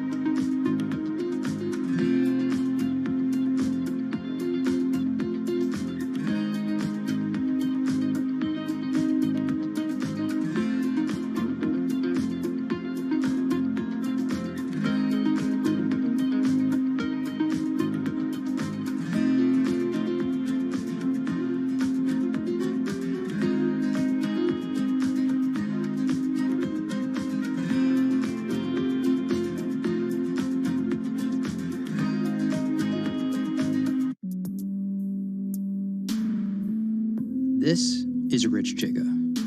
He's a Chinese rapper by way of Indonesia, and he's very popular on the internet. This is Joji. He's a Japanese-Australian singer, and he's also very popular on the internet. Plus, Joji invented the Harlem Shake meme. Let me say that again. This guy, Joji, in the blood bathtub, invented the Harlem Shake meme. But we'll come back to that. So Rich and Joji are both signed to 88 Rising, an entertainment company hoping to build a lasting global brand that will outlive singular moments of virality. They primarily create content combining Asian culture and hip-hop, a formula that apparently pleases the internet gods greatly. They've only been around for 18 months, but they're already putting up major label numbers. I think that we have an unprecedented collective of talent, a group of like predominantly Asian artists, really like making waves globally, which from an independent point of view as well. 88's founder, Sean Miyashiro, cut his teeth launching Vice's electronic music channel, Thumb.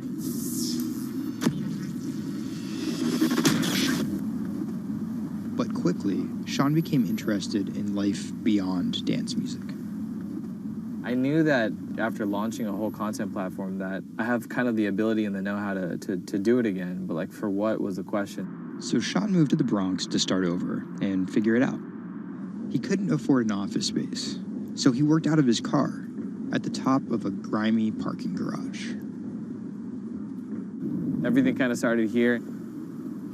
If you look around, this is my environment. This is my serenity, really. 88 Rising was built here. Built on the grounds of LA Fitness residence in a parking garage. I was living in the Bronx. I'm just like, damn, where the hell do I go? So I just come up here and I just kind of figure things out every single day. Being like, okay, what the hell is this thing? Coming here was kind of like my own kind of private office, basically. Like, to be honest, I would even go to the bathroom here. I would like take pisses here, you know what I mean? Like, it was, it's just too far to go back down there. When I need Wi-Fi, I'd spend a good part of the day at Dunkin' Donuts. Hi, how are you? Can I get a chicken snack wrap? Before 88 Rising officially launched, Sean caught a surprise break in the form of a Twitter friendship with a funny 16-year-old kid from Indonesia named Brian, who taught himself English by watching Rubik's Cube tutorial videos on YouTube. Seriously, that's true. I thought his Twitter was genius, from the future, just crazy, and like just the shit that he was saying, like the memes he was making. But I didn't know that he rapped or anything like that. I really didn't, and he came up with Dat Stick like 2 weeks later. 12 in the morning, pop shells, for a living and baby gon' smell blood trail every minute road. Dat Stick was Brian's first ever attempt at making a rap song, and it immediately went viral. Everything was great about it, but the one thing that I noticed is the song was hard as hell. Just like everything about it, man. Just like, it was menacing, bro. Soon after the video dropped, Brian signed with 88 Rising. I'll FaceTime with Rich. Sorry for calling you Rich Chiga on my phone, Rich. Brian, he gets like super pissed off that he's saved in my phone as Rich Chiga. He's like, dude, am I not a human to you? What's good, bro? What's good, brother? How you doing? Doing great. I did the sound check. How was it? It was tight. So, Brian could definitely rap, but some viewers understandably took offense at a Chinese kid satirizing rap cliches and calling himself Rich Chiga. But if a group of well-known rappers saw the video and genuinely liked it, that could at least help validate Brian as a legit hip-hop artist. Plus, it could be really funny. It was just kind of an idea that I just had on the spot. Everything that rappers say is better and funnier and smarter and wittier. You know, it's just more entertaining. We just edit it as tight as possible, put it up, and it really worked. Yo, This nigga got a pouch on, a Reebok pouch. This is the hardest nigga of all time. He said, when you come for a chigga like me, that was dope. It's just lit, and I think people will take it as a joke at first, but it's like if he ran with that and kept doing more videos like that, it's just lit. You know, I'd never been to America before, and like all of a sudden, just like I see like all the rappers that I listen to just like reacting to my stuff, and I was like, what? How did this happen?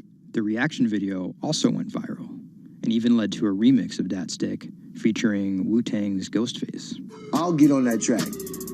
You know what I'm saying? Yeah. Really, on the remix? Yeah. Oh, you know him? And yeah, the remix went viral too. He has since acknowledged the misstep in his name and claims he may change it. But for the time being, he's still Rich Chigga to his fans. An ever-growing global audience, hungry for more releases from emerging talent around the world. I didn't know that it was gonna be this impactful and this important to people, and I'm very thankful and blessed that it has. And every day now that I wake up, it's like it's just like a new mission every day. A major part of that mission involves Joji. Remember the bloody bath guy? He's a former YouTube personality in the middle of a career transition. The sound of this song, Will He, it's like a trap song that you can like slow dance to. Awkward prom shit, you know what I mean? I used to do crazy episodic internet videos. It was going well. And one day, it was me and a few friends just in a room. We were casually chilling, and then someone plays the song, and it's brand new at the time. I happened to have a lot of costumes laying around, so I told the other guys, I was like, get in these costumes and let's just dance to it, like who cares? We were like, okay, let's just go crazy at the drop. So that video goes up, I go to sleep, and the next morning, everyone's doing it, like next morning.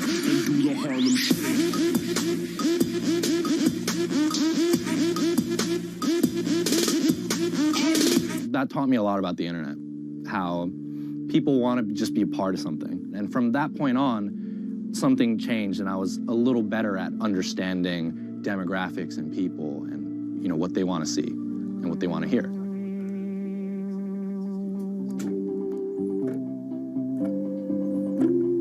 I was friends with a couple other artists who were affiliated with 88, and then I also started to realize that 88 is the bridge between Western and Asian entertainment, and I really wanted to be a part of that. Joji just released the In Tongues EP, his first project as a serious artist. Joji's In Tongues record came out a couple weeks ago. It's #2 on Billboard on the R&B charts, which is crazy for, an independent release, and he's like a brand new artist. And the success is even more impressive, knowing he went from creating something like this. It's just Taco Bell. What could possibly go wrong? To creating something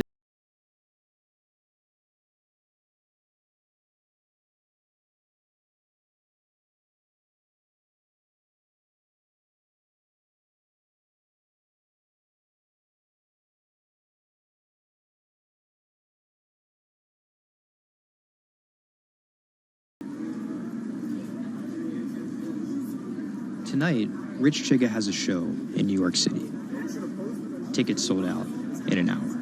I came here, I'm first online. I was here at 1. I was the third person online. So why'd you get here so early? Because I want to see Rich Chigga. I want to touch him. What do you guys think of Joji? He's That's my dad, son. You guys cop the new EP or like? Yeah. I woke up at 6 in the morning just to cop that shit. And then I listened to it, and that shit started making me cry. This is actually kind of exciting. Every time, this never gets old. Like, you live online and social media, but like, there's nothing like just being with the people.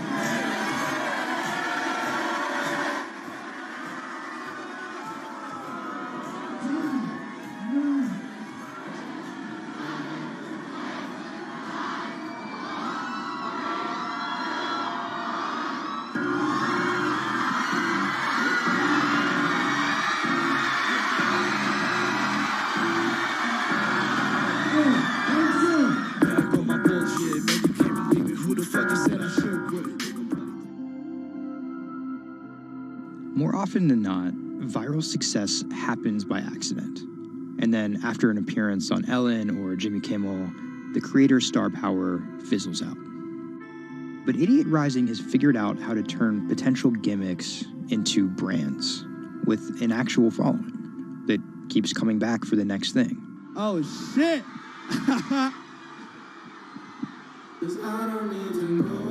So keep an eye out for Idiot's next move. But more than likely, it won't be covered on network television or terrestrial radio. Although, as they've already proven, nowadays that really doesn't matter.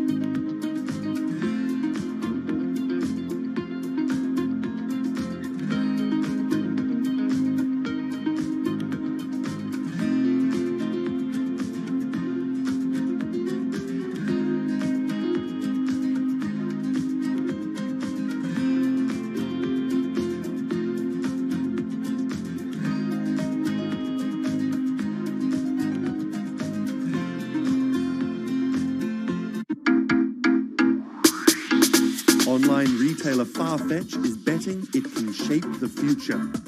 This is its concept store, showcasing the latest in retail tech. How do you capture all of that fantastic information that you gather in store with customers, touch and feel products? And we created a concept called the Connected Rail. And this is using a combination of RFID and ultrasound. The RFID signal recognizes the product, and the ultrasound recognizes the movement. Take the product off, and then you'll start to see your products appear. And essentially, it's like online browsing behavior. Whichever products you touch and pick up in the store are automatically sent to your app. This is effectively what you've created is your in-store wish list. In the middle, you'll see essentially a hologram of the product. What the customer sees, they control the experience on a touch device. What this allows the customer to do is take elements of products and then add their own style to it.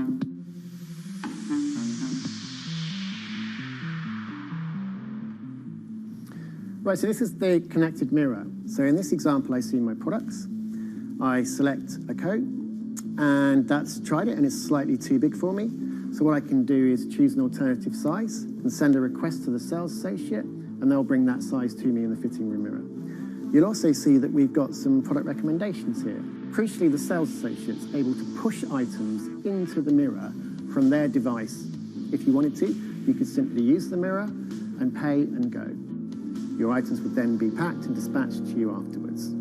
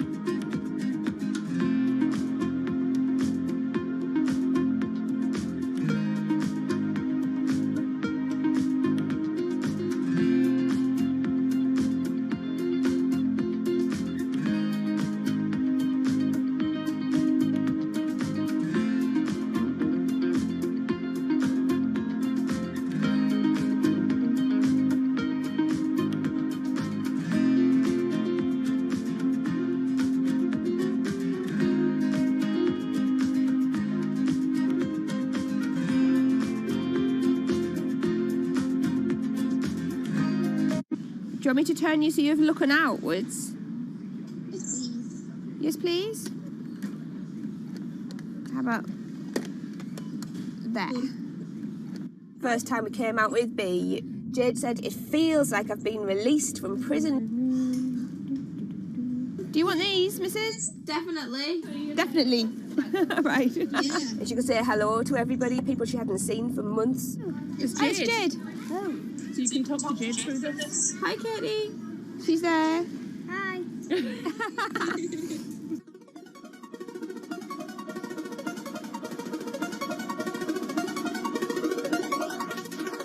Every time anyone's seen her, they want to know why she's there.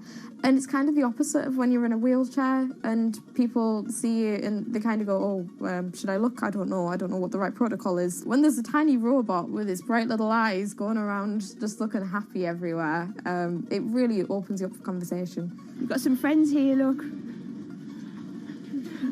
Hiya. When I saw her for the first time, I remember thinking, this is going to change things. This is one of those points where if this was a book, this would be the cliffhanger.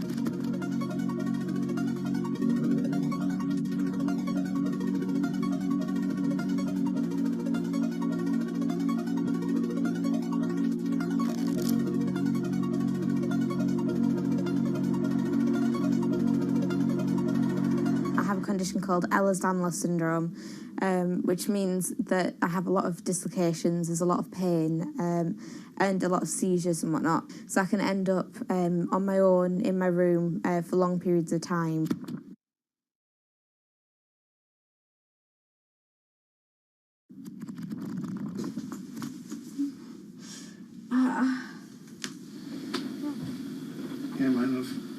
A lot of the time, with a condition like my own, of course there's the pain, and the pain is bad, and the dislocations are bad, and the seizures and being in paralysis and never knowing whether you're going to be able to wake up properly tomorrow, that's bad. But what's worse still is being able to count the number of people you see a day on one hand. Are you ready? Sure am, I'm just hoping the connection's going to stay. Yeah, me too. Alright, here we go. When you're used to just the same little metre by metre and a half window every day, and you've been there for months, being able to just see the sky from somewhere else, or the tops of trees, or a sign, is incredible. Or being able to have that kind of chat in the car that most people would probably take for granted. I'm going to go past Grandma and Grandad so you can give them a wave. Now, if Jade is particularly seizure-y, she can still take part. And that's brilliant, really, because before she would just be left in a bed or in the house with just her carers. It's quite a small world, that. Right, so there's one of them. Here, this costume I'm busy making at the moment. When I'm not on bed rest and I'm not just wearing pyjamas all the time, I enjoy being able to dress as different characters and go to Comic Cons and that kind of thing, because it just lets me show a different side of myself, and it's a bit of fun. If you can't go out that often, you've got to enjoy it when you do. Was that? That's good. It's one of those weird things where I want to not have to use B because I want to be well enough to be able to go to those places myself. Like, it really makes a big difference to me to be able to go into school. But the thing is, with my condition fluctuating all of the time, I can't go into school reliably.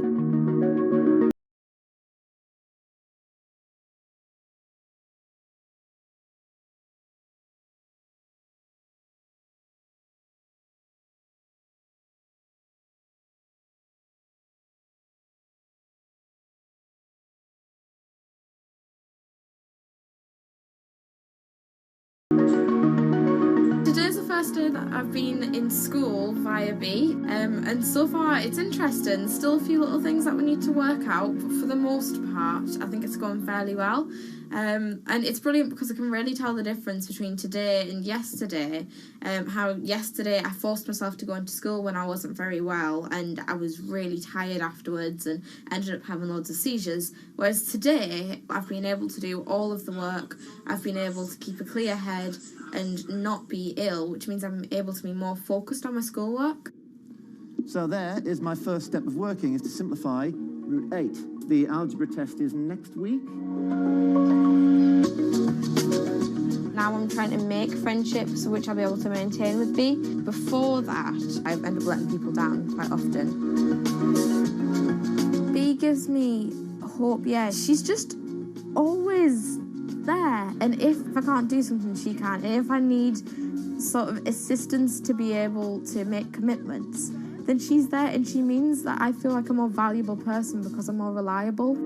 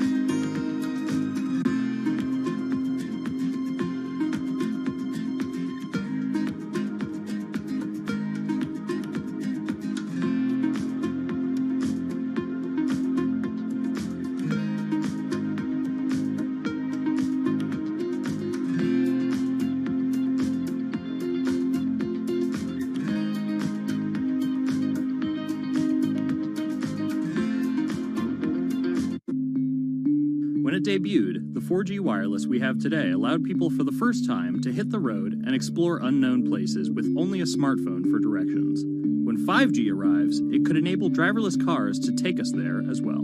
5G stands for 5th generation mobile networks or wireless systems. It's insanely fast and can accommodate a lot more connected devices. But the reason it's being called revolutionary is because 5G will allow connected devices to speak to each other as well as people. Right now we're living in a world where really it's a one-way experience. That's Bloomberg tech reporter Ian King. The network talks to your phone, you look at your phone and access data, then you send something back to the network. What we're being told about 5G is that really for the first time we're going to see machines communicating with each other over mobile networks in a meaningful way. 5G could end up being 100 times faster than what we have now, with speeds that could reach 20 gigabits per second. In plain English, that means downloading a full-length HD movie in seconds. 5G will also increase total bandwidth, which we will need in order to accommodate the growing Internet of Things. We're talking about the class of devices like internet-connected refrigerators, thermostats, dog collars, but 5G will enable many, many more. Things like your utility network, factories, where machines are just sat there not connected at all. Suddenly they're all going to be connected. Suddenly we're going to be able to have real-time monitoring. Other things like cars, like utility poles, like your light, the light poles. But perhaps the biggest advance will be a huge reduction in communication lag time, known as latency. A network of driverless cars will need the speed of 5G to ping each other multiple times per second to avoid collisions. Near instantaneous data transfers could allow doctors to perform surgery remotely with a robotic scalpel. So how will all this work? First, you need to improve network density. And that's just a fancy word for saying you put more towers out there. What we're being told is that's not actually the case with 5G. The idea is 5G will not only use the existing mobile spectrum, but also tap into higher frequencies called millimeter waves. Millimeter waves can carry more data, but only travel short distances. This may mean you'll see a lot more of these base stations around town. And the new towers may have as many as 100 antenna ports, compared to about a dozen on 4G cell towers. So when will we get 5G? Getting 5G ready is expected to cost providers $275 billion over 7 years in the US alone. Look for the first 5G service to pop up in big cities sometime in 2019.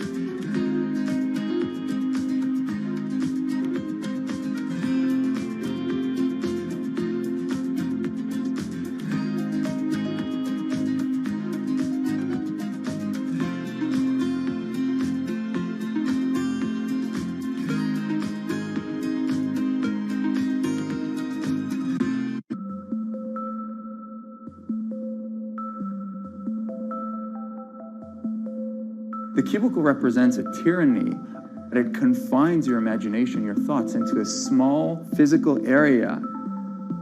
Imagine pretty much every software engineer or finance person being able to, disconnect from their desk and look at holographic monitors on a beach and doing their work from there. That's not going to be science fiction. It's the modern office place. Silicon Valley is all about building the future. A startup called Meta thinks it's getting there first, thanks to a big bet that it's made on augmented reality.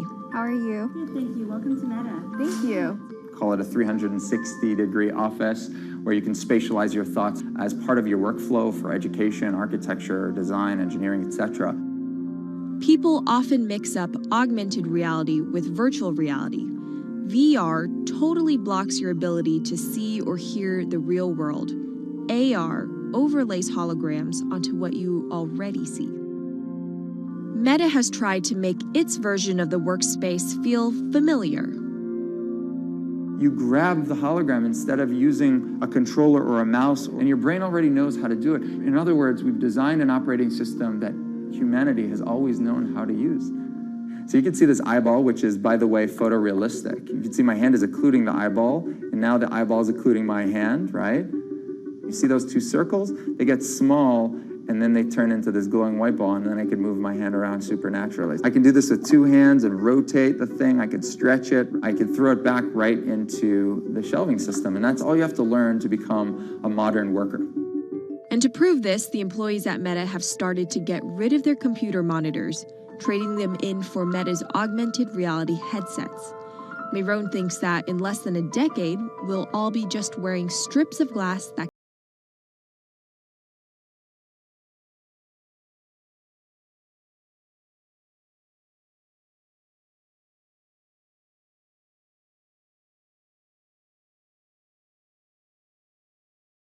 a lot of work to do, so they were still using typewriters, and at some point the CEO took all the typewriters away and everybody was forced to use their computers. So it's very exciting to see a new generation of technology, a new paradigm.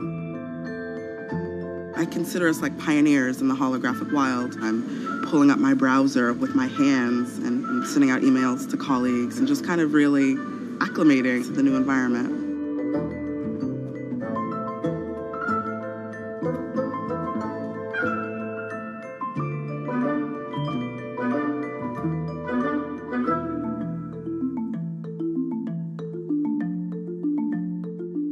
Now you're putting on my computer, essentially.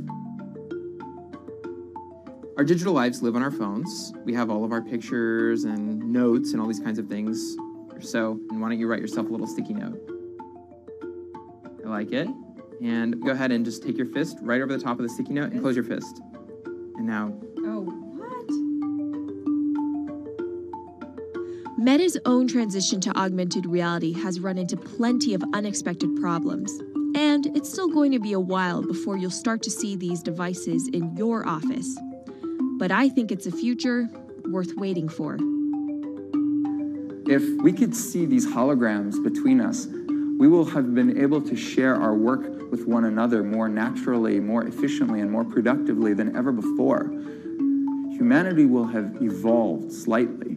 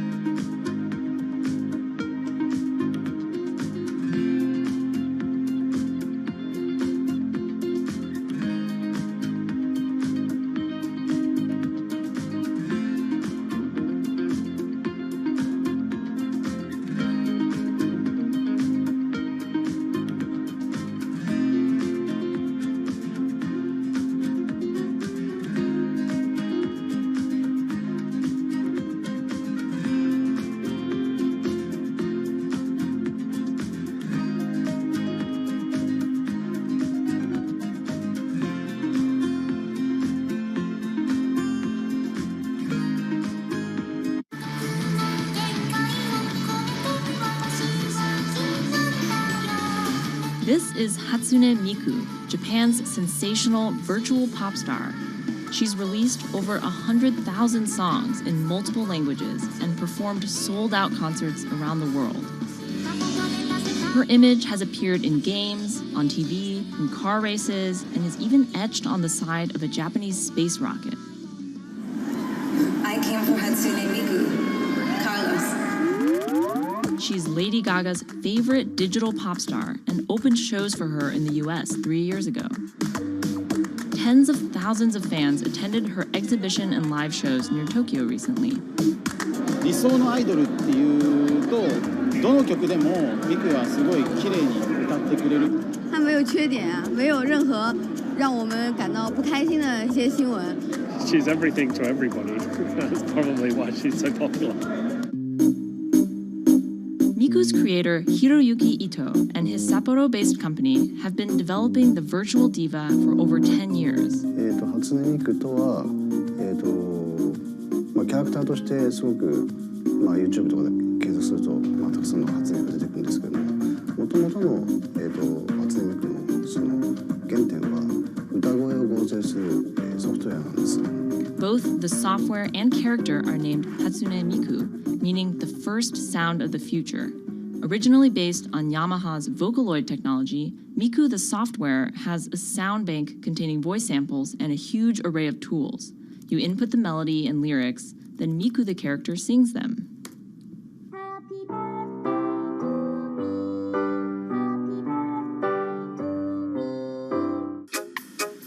To date, Krypton has sold 120,000 software licenses at $200 each to fans around the world who use it to create numerous songs and share them online.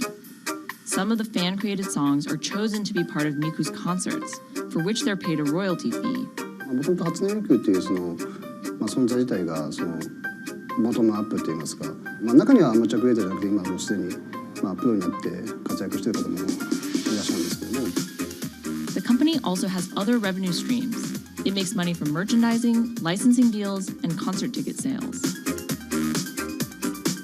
According to the real-life musicians who perform with Hatsune Miku, the virtual pop star is interesting and surprising. 今年で3年ぐらい、ちょうど3年ぐらいやってきて、ライブも数十本、数百本だったの。そういうことが演奏によって起こせるためのそういう器みたいな感じになってきて。初音ミクらしさって僕はあんまりない。初音ミクって何だってありっていうか。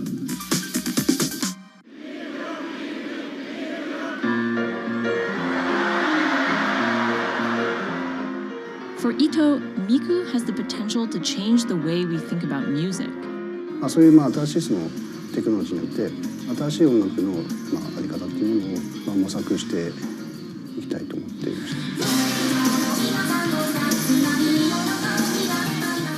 And for her fans, it goes even further.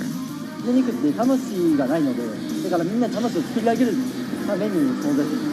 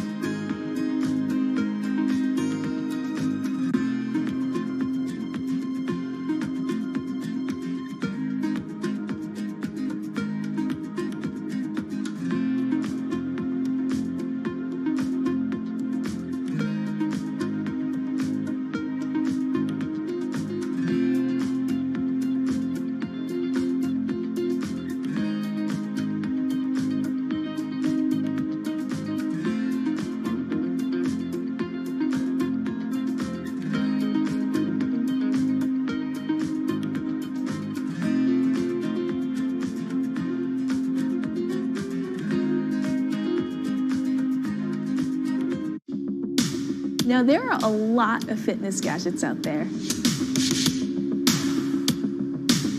In my quest to get fit, I tested 17 of them over the last few months. At least one personal trainer I know was a little bit skeptical. Yeah, I've been watching these new technologies come to the market for almost as long as I've been a personal trainer. They're just tricks and tropes. They're not much different than the Bowflex machines or, to be honest, the original Jane Fonda workout video. But some of these gadgets that are just coming to the market do so much more than what they used to do, just tracking your activities. Out of all of them, this chest strap was my favorite. It comes with a robot coach that points to the future, one where you might not need a human trainer at all. And it works like this. You wear the chest strap so that it can read your heart rate, and that connects to Move's free app that talks to you. Welcome to Move Heart Rate Hit Outdoor Running. Let's get moving and warm up in zone 2. Move's computerized coach tells you what to do at that exact moment, whether you're running outside or you're doing body weight exercises indoors. Swing your arms faster to get your legs moving quicker. Let's crush this round. And by reading your heart rate, she knows exactly how hard you're working. She keeps you honest. Way to go, you are in the target zone. Keep pushing, you're almost at the end of the round. Don't give up. I've been running for 7 years now, and my biggest problem is that I never push myself hard enough. I end up going on the same slow, comfortable 30-minute jog, but the Move HR Burn blasted me out of that rut. By the end of these half-hour exercises, I was drenched in sweat in a way that I never am when I work out alone. Training with a real person is great, whether that's your group instructor or your coach or your personal trainer, but humans, they're expensive. For the rest of us, this $60 gadget is all you need.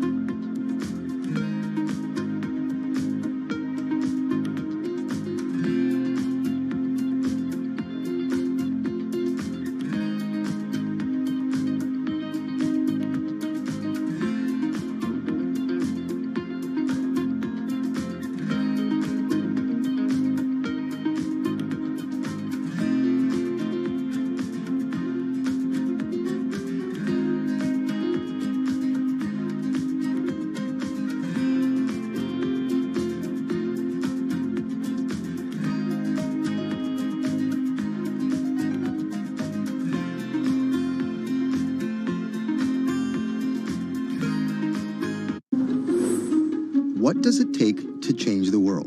A big army? A cure to a pandemic? A revolution? All of these take either a lot of people, thousands of hours, or massive amounts of space. But for Julian Assange, all he needs is one room, an internet connection, and the world will listen. Assange is located here, and more specifically, right here. And from that location, he's posted government secrets, classified documents, and leaked emails from some of the world's most powerful people. And in doing so, has been labeled a hero, a villain, a nihilist, and everything in between. This is how an Australian programmer sequestered in the Ecuadorian embassy in London became one of the most influential and notorious people in the world. Born in 1971 in Townsville, Australia, Assange has always been on the move. Living in over 30 homes by the time he was in his mid-teens, Assange, along with his mother and half-brother, finally settled down in Melbourne. His introduction to hacking started at 16 when he was given a Commodore 64, which he attached to a modem. He attended the University of Melbourne, where he studied programming, physics, and mathematics. He never graduated, but that doesn't mean he didn't get an education. By 1991, Assange hacked into the Pentagon, U.S. Navy, and other branches of the U.S. government. In 1996, he was caught by the Australian Federal Police and charged with over 30 counts of hacking and computer-related crimes. He didn't get any jail time, but he was fined $2,100. I think the first taste of what would come later was the hacking that he did as a young programmer, and that really sort of foreshadowed a healthy skepticism of the use and abuse of technology by governments. That's Vernon Silver. I'm a reporter for Bloomberg's investigations team. Assange's youth as a hacker laid the foundation for him to start WikiLeaks in 2006. But what is WikiLeaks?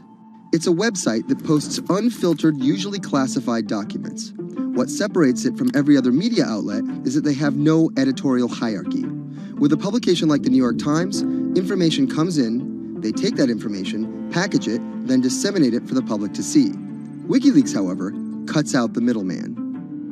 WikiLeaks gathers information, most of it given to them anonymously. So what they're doing is really very simple. They get the information in one end from who gives it to them and out the other with sometimes minimal interference. Julian Assange is the leader of that, the mastermind, the creator, and really, because he thinks of it as a journalistic enterprise, the editor-in-chief. But every story starts with a source, and Assange has some unconventional sources.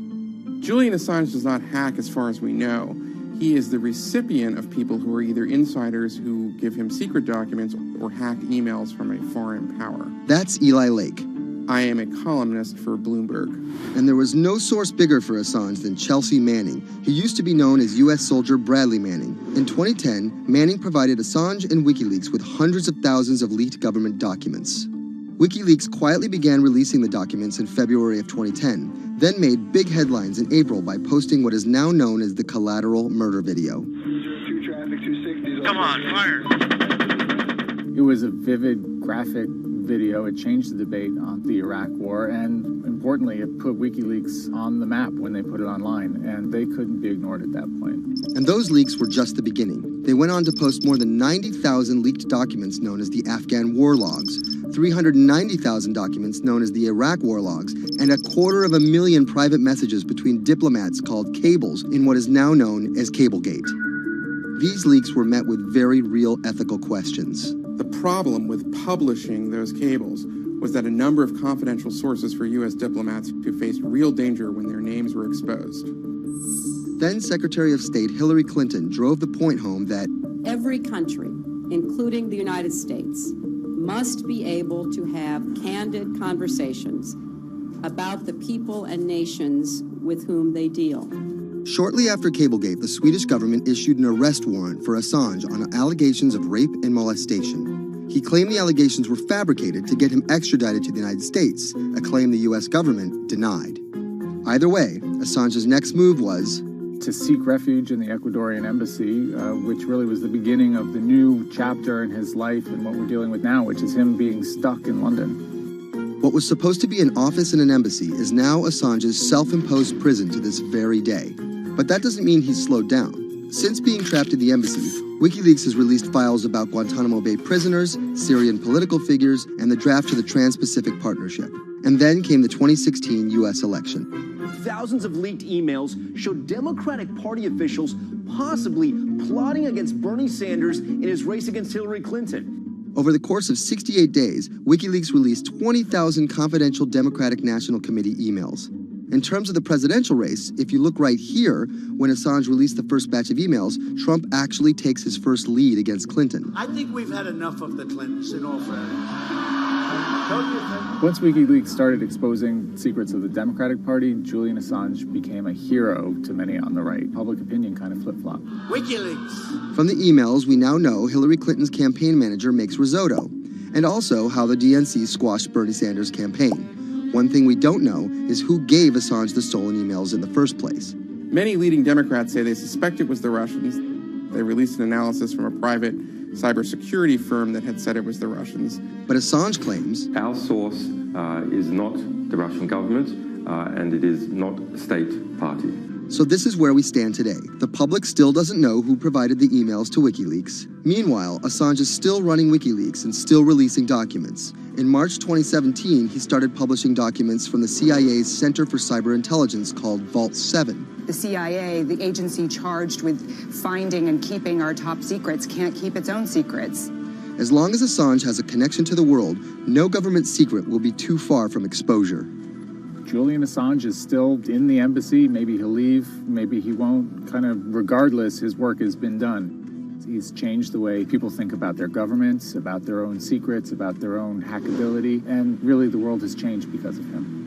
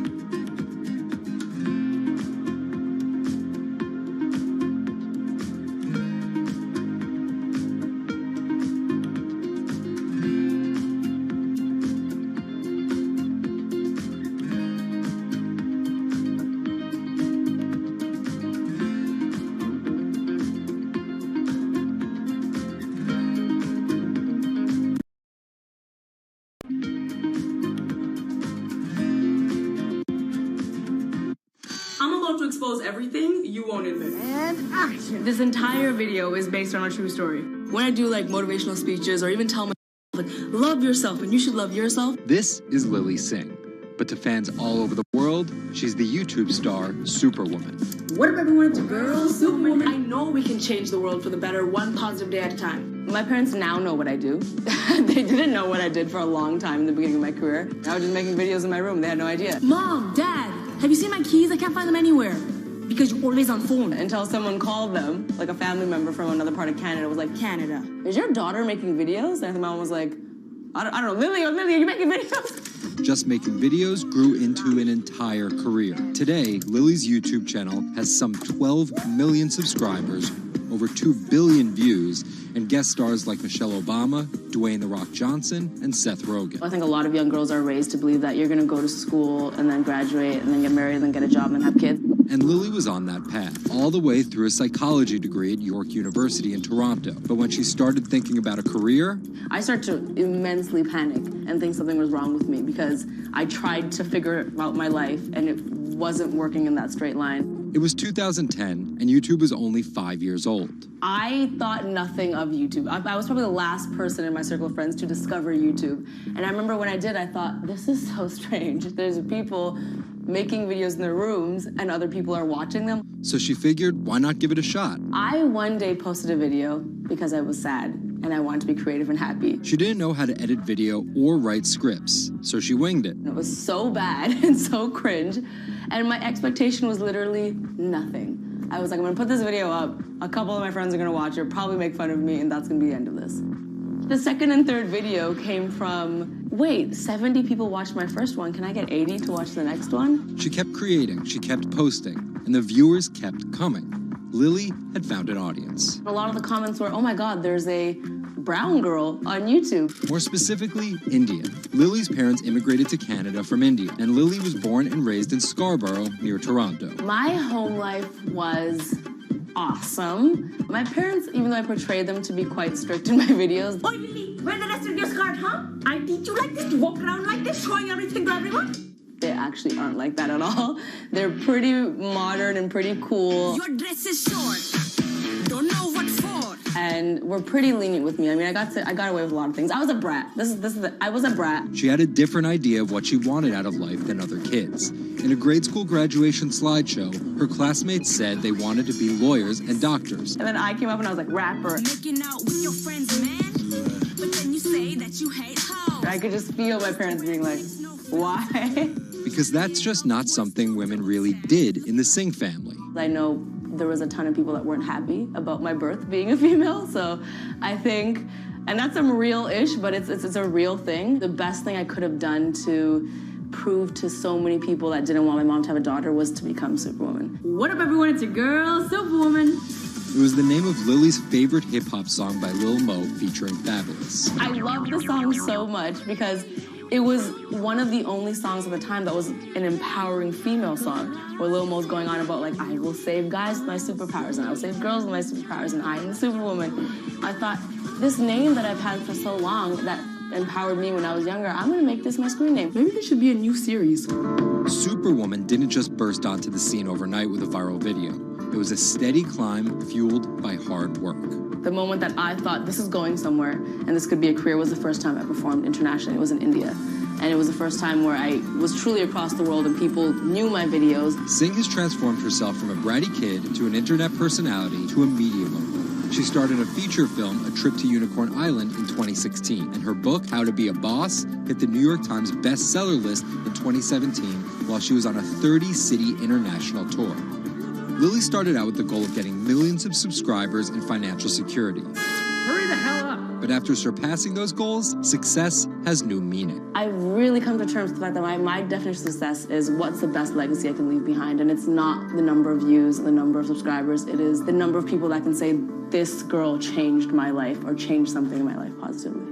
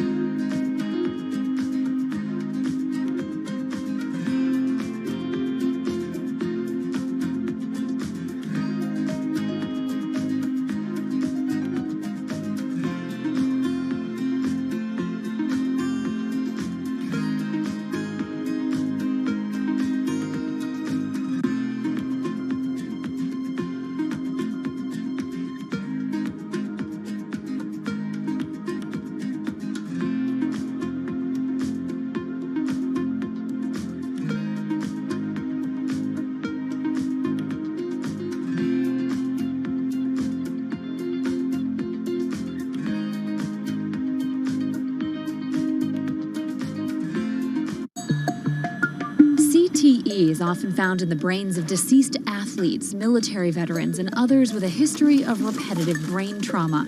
Hundreds have donated their brains to the VA Boston University Concussion Legacy Foundation Brain Bank. This is a former NFL player who died in his early 70s, and this is a veteran who also died in his early 70s. Dr. Ann McKee dissects these brains. The hippocampus and the mammillary bodies are very important for memory. I can see that they're slightly affected. McKee recently dissected the brain of former New England Patriots player Aaron Hernandez, who was convicted of murder and later committed suicide. You'll see right away that the brain is showing signs of shrinkage. You can see the crevices in the brain that you can't see in the normal. McKee says Hernandez's severe case of CTE impacted his decision-making, depression, and ability to control rage and aggression. Right now, she thinks we're underestimating how many people have CTE. We were able to distinguish between CTE and controls and CTE and Alzheimer's disease.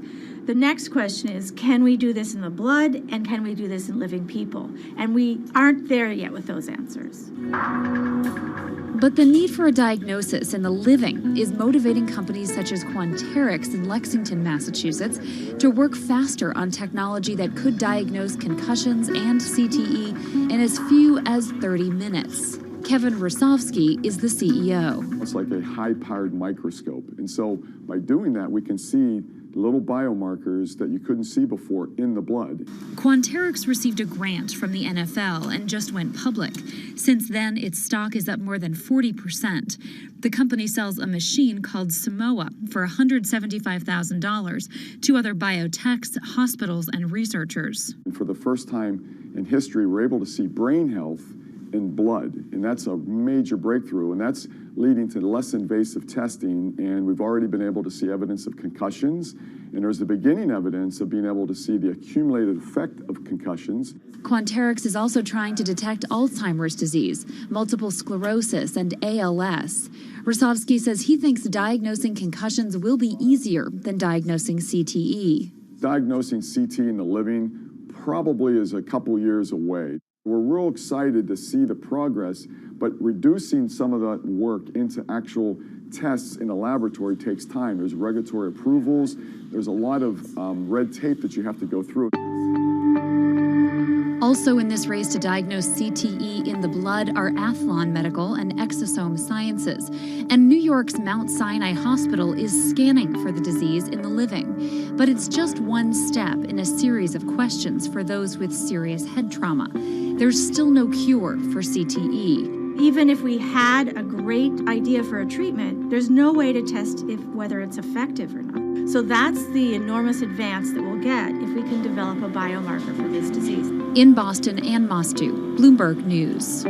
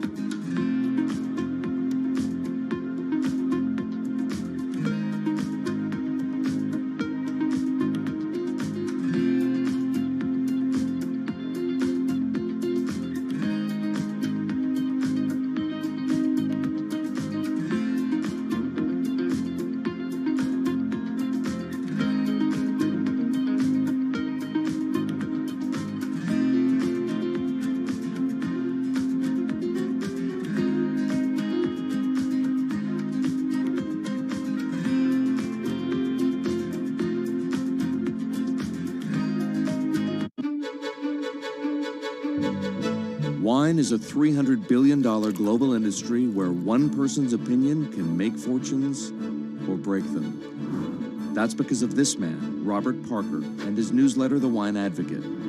For 3 decades, he dominated as the world's most influential wine critic. Now Parker's protege is building an empire of his own. Antonio Galloni runs Venice. Antonio, tell me, what are you trying to build at Venice? Well, at Venice, we started with the idea in 2013 of building a world-class platform. We have a database of about 250,000 professionally written reviews. On Delectable, we have 7 million user reviews. Through Delectable, we also have a partnership with Whole Foods and several other partnerships that we can't announce just yet. And when you put that all together, what we have is something that no other company in our space can even come close to. Do you think of yourself as the next Parker?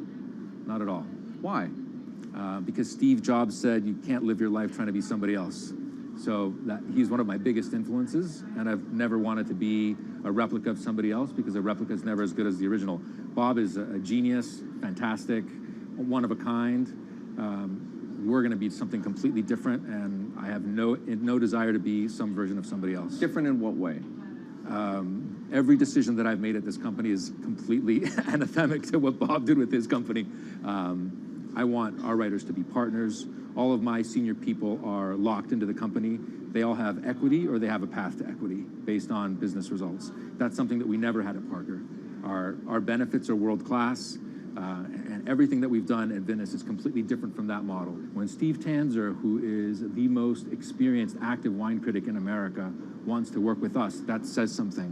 When Alessandro Masnaghetti, who's the best cartographer of vineyards, wants to work with us, that says something. When Neil Martin, who's a superstar wine critic with enormous experience in Bordeaux and Burgundy and the former lead critic at The Advocate, wants to come and be part of our team, that says something. You make it sound like The Wine Advocate was a disaster as a company and a miserable experience as an employee. No, it was great because I got to work with Bob Parker when he was at his prime, you know, and Bob was like a second father to me, and we talked on the phone all the time, and he gave me great advice. Can anyone's palate dominate the wine criticism business the way Parker's did? And should anyone's palate dominate it the way his did? I just think the world is very different today. You know, I mean, it's just a totally different world. It's probably not healthy to have a single person dominating the world. It's not even wine criticism, it's the wine industry. Yeah, that's probably not the healthiest thing in the world. But I think that there's just such an opportunity right now with social media and technology to reach such a massive number of people that I think it's possible that 1 or 2 people will actually have more influence than Bob Parker did, because they will, again, this goes back to your first question, not trying to be a version of somebody else. You see this in sports all the time. It's like, oh, well, nobody will ever beat this record. And then somebody comes along, you know, it's like tennis, Pete Sampras. Nobody's ever going to win as many Grand Slams. Now you have 2 guys who are ahead of that and 1 knocking on the door. And so I think a lot like that. You're a former investment banker. How does that inform and influence what you're doing and what you've done? My generation has had to deal with a lot more challenges. That's why I think we're actually much better poised for the future. My first job in finance, the first thing that happened was long-term capital, 1998. Then the tech bubble melted down. Then there was a mutual fund trading scandal. You know, that was all like within about 5 or 6 years. And these are the things that I had to deal with as a young executive. My peers who were 20 years older didn't know how to manage in crisis. They'd only seen Black Monday. They'd just been in a big bull market. It's very different. So I'm very lucky. People of my generation or a little bit younger have actually had to deal with a lot more crises. I think that's actually good for learning how to cope with challenges in business. From the outside, it kind of looks like you're trying to demolish the house that Parker built, right? You left The Wine Advocate. Yeah. You merged with one of his chief rivals. Yeah. And you just hired his successor, Neil Martin. Mm-hmm. So are you?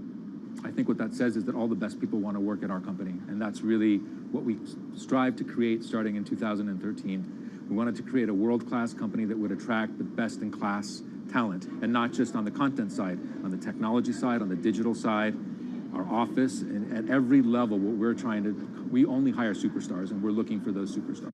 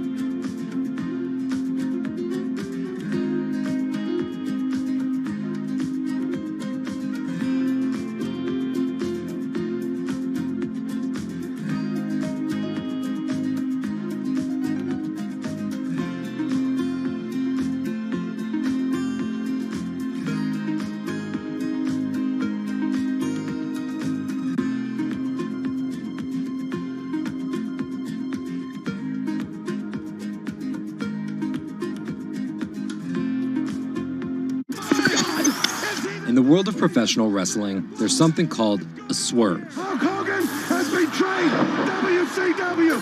Some examples. These tag team partners are called babyfaces, or the good guys. Then one of them swerves when he super kicks his tag team partner in the head, quickly assuming the role of the bad guy, or what the wrestling world calls the heel. Are you kidding? What a despicable act that was! Or a match is almost lost when, what's that? The superstar wrestler appears out of nowhere sprinting down the aisle to save the match. That's the Warriors music! That's the Ultimate Warrior! That's a swerve. So it should go as no surprise that World Wrestling Entertainment, known as the WWE, the most popular brand of sports entertainment in the world, is prepared for any swerves that come their way. So here's the story of how the WWE learned to see the swerve coming.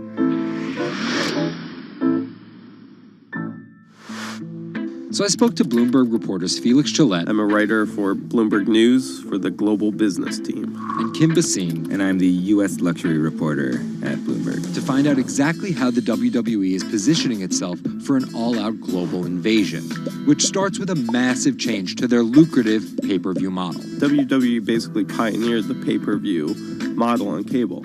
I remember as a kid, when the pay-per-view events came up, all of our friends would scramble around and try and get one of the parents to pay for it. But in 2014, they took a huge risk. They saw a little bit sooner than some of the other entertainment brands that where this whole thing was moving was away from cable and satellite television and towards on-demand streaming video apps. They made this risky decision, in essence, cannibalizing that pay-per-view model, which they had essentially built. And after some early turbulence, it's working. Roughly 1.5 million people are paying $9.99 a month for the WWE app, making it the 5th most popular streaming OTT service. This adapt-or-die approach is in the WWE's DNA.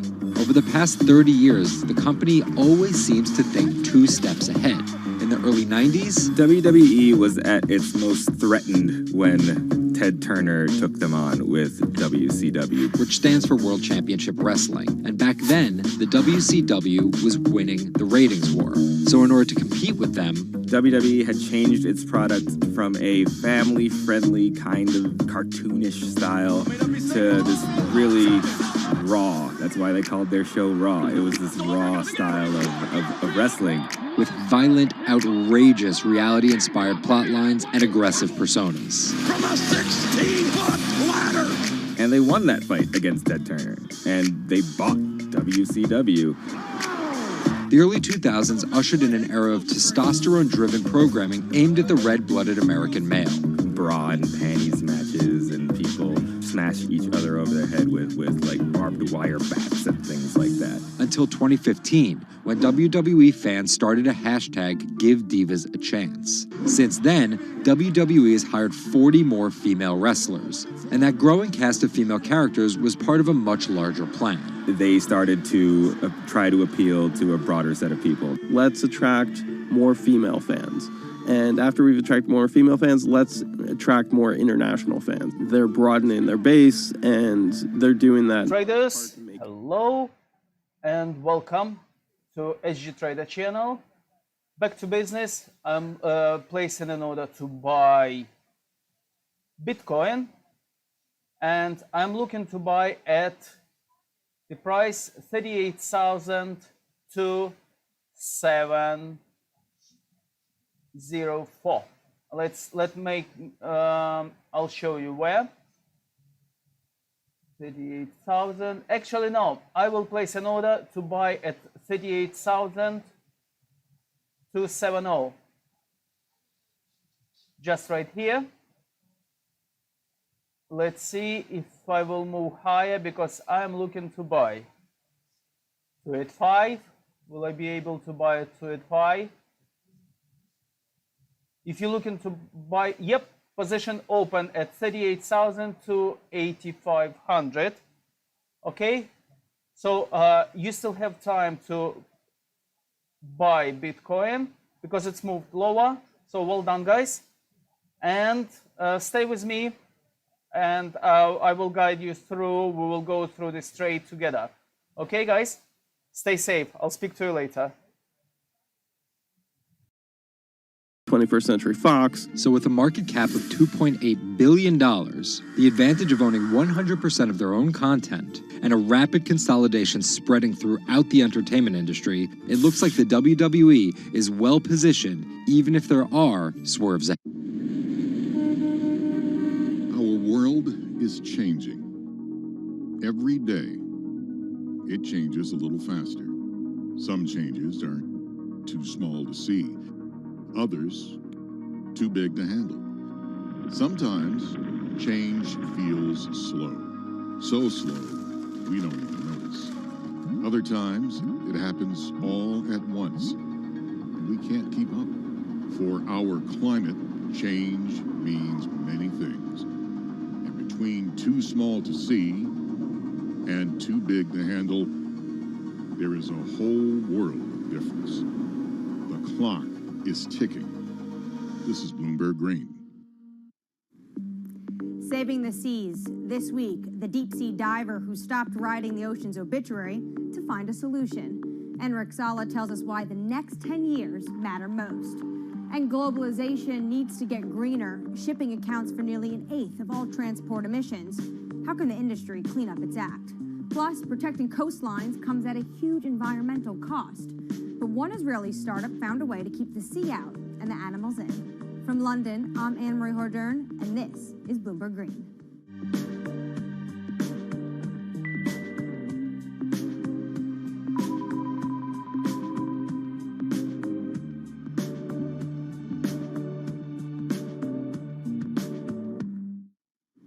After more than a decade of studying the ocean as an academic, Enric Sala realized he was writing the ocean's obituary.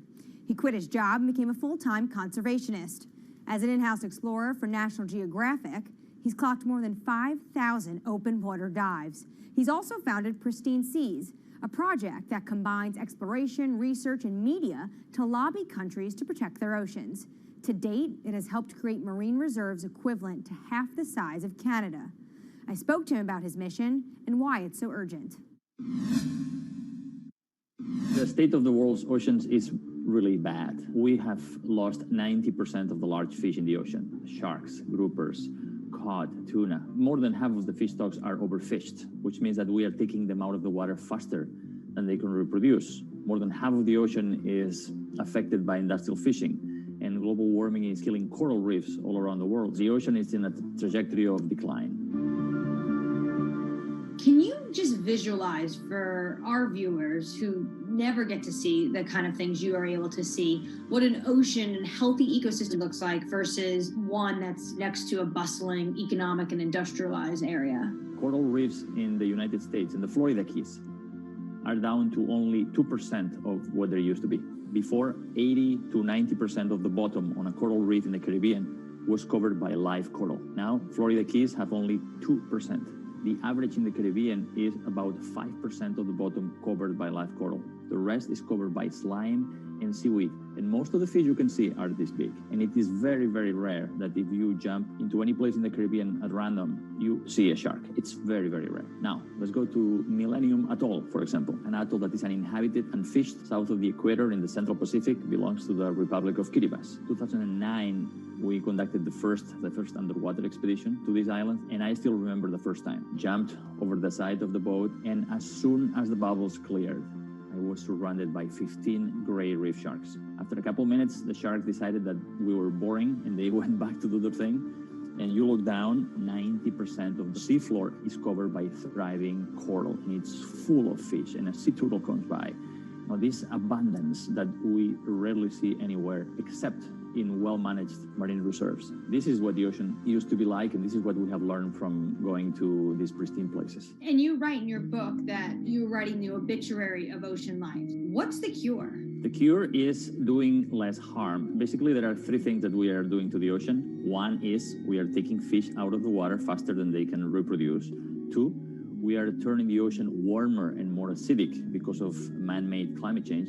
And three, we are throwing in everything that we don't want, our waste and our plastic. We need basically to reverse these trends. Does this mean that a lot of this falls to governments and their policies? That's a big part of it, because it is governments that regulate fishing and mineral extraction and oil extraction. It is governments that have the legal authority to create large marine reserves in the ocean. But also, local communities have an important role to play because some of the most successful protected areas in the ocean are community-led and community-managed marine reserves. So when the fish come back, the divers come in. And that creates huge economic opportunities through ecotourism. These areas that are managed by communities are very successful because the communities have a vested interest in having as many fish as possible inside them so they can enjoy the benefits. What from the pandemic has changed your view when it comes to protection of the environment? Nature has given us a very strong signal of how fast it can recover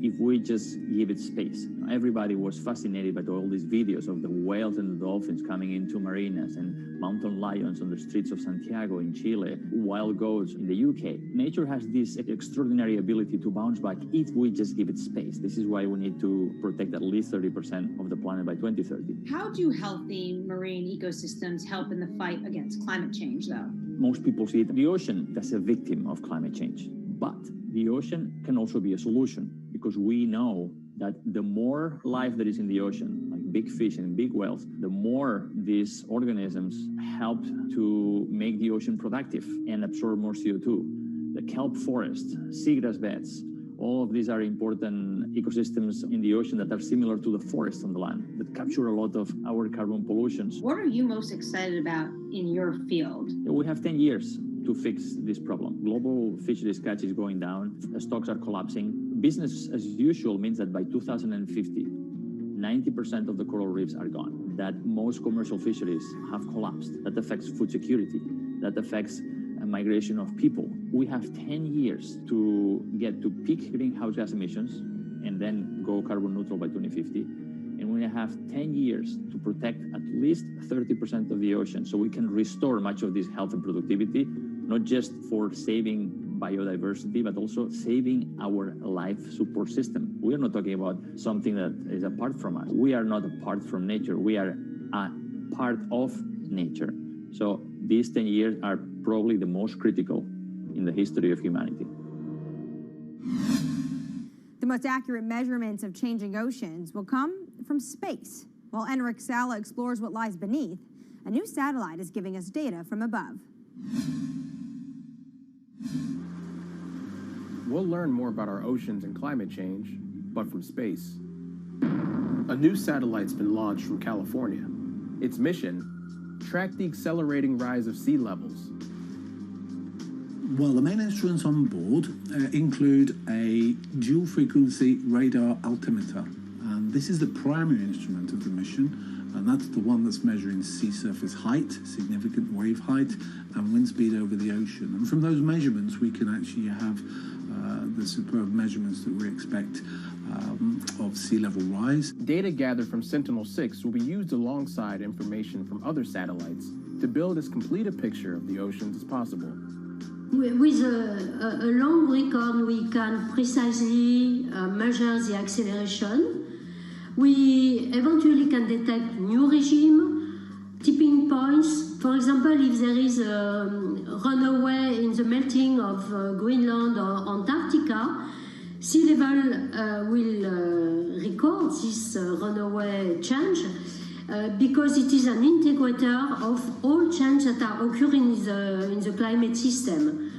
So we will be able to see some change, big change in the global climate. The National Oceanic and Atmospheric Administration expects that sea level rise will increasingly threaten U.S. coastlines.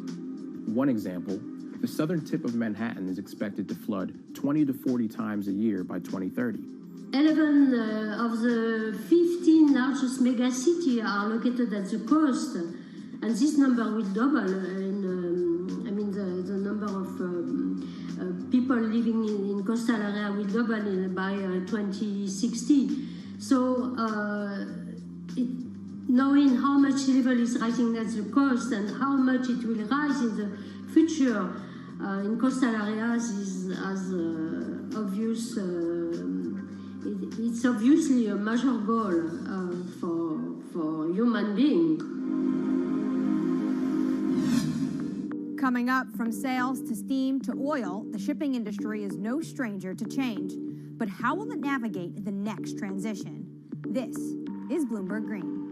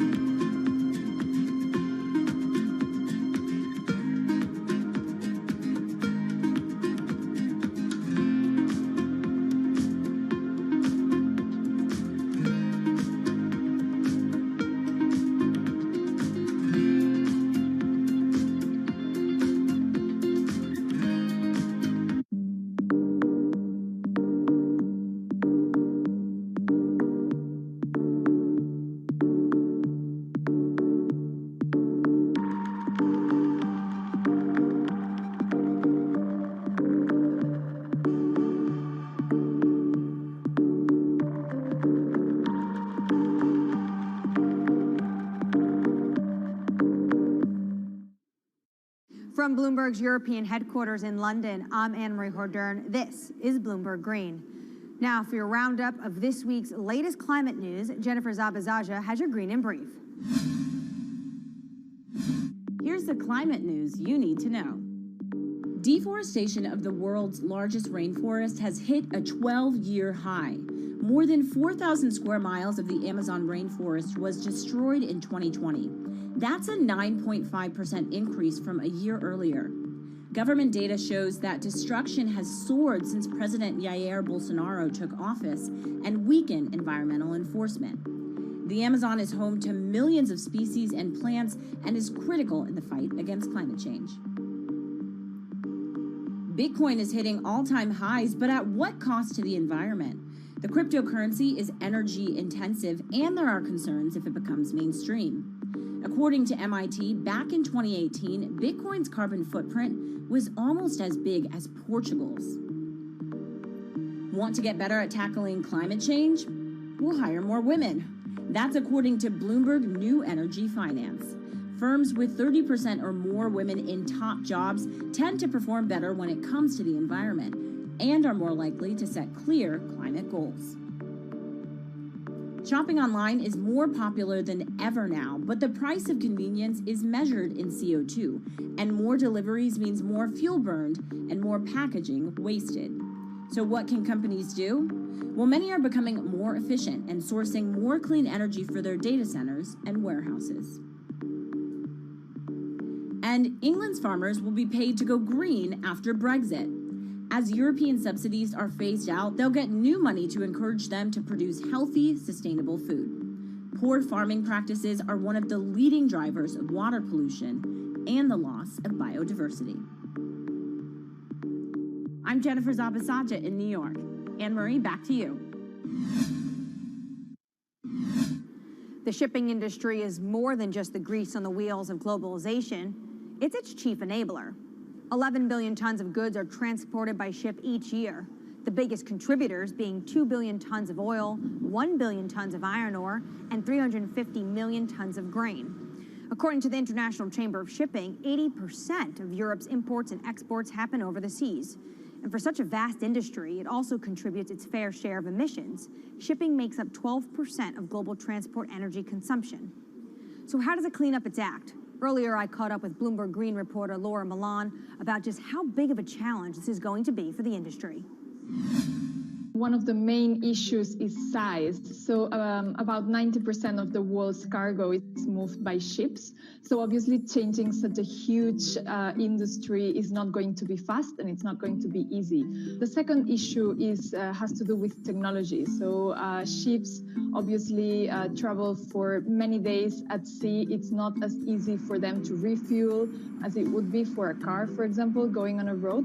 And the sector still hasn't found a technology that's economically viable and that's zero emissions and equivalent to the electric batteries for cars, for example. But actions are being put in place to make the industry a bit more environmentally friendly. Walk us through those steps that they're taking. That's it. So there's a first step that would involve using low emission fuels or biofuels that would significantly reduce the existing emissions. And then at regulatory level, when it comes to the policy and the governments, there are steps being made as well. I would say that the most significant ones come from the European Union, which started to track emissions a few years ago and is now looking to include shipping emissions in the emissions trading system. So that would significantly reduce and help calculate the emissions from the shipping industry. Now, China is taking similar steps. So at the moment, regions need to report shipping emissions to the central government. And finally, we have the International Maritime Organization with a pledge to reduce shipping emissions by 50% in 2050. Now, we must say that that pledge has been considered insufficient by environmental groups, but at least some steps are being taken. So to get to 2050, the industry obviously is going to need to start tapping some new technologies. What new technologies are you seeing being introduced into the shipping industry? So we have seen pilot technologies being developed for years now, but what's interesting about this current moment is that we're seeing big players invest in these technologies that are not yet economically viable, but that one day might be. So for example, we are seeing earlier this year, the world's largest agricultural commodities trader, Cargill, saying they will invest in attaching sails to their ships so they can make any technology that they run their ships on more efficient. Similarly, we have seen a spin-off of Airbus, the aeronautics company, developing a similar application with kites. We have been following also developments in hydrogen. So at the moment, hydrogen fuel seems like a good option, a possible option when it has been developed and when it becomes economically viable. And we have Vestas, for example, the world's largest turbine maker, developing some ships that will be able to run on hydrogen in the near future. Coming up, rising sea levels means humans need to get creative when it comes to coastal defenses. But how do we protect both ourselves and the environment? One Israeli startup may have the answer. That's coming up next. This is Bloomberg Green.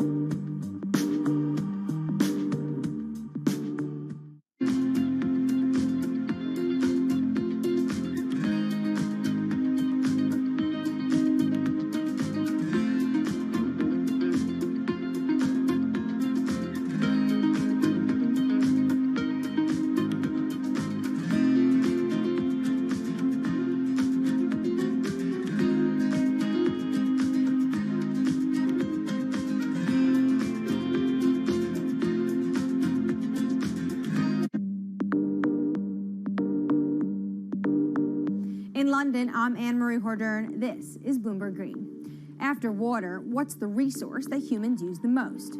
It's concrete, 3 tons a year for every person on the planet. And engineers estimate it's used twice as much as all other building materials combined.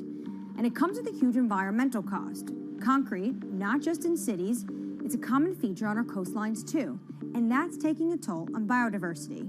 But one Israeli startup has found a way of making sea defenses stronger and encouraging life to thrive.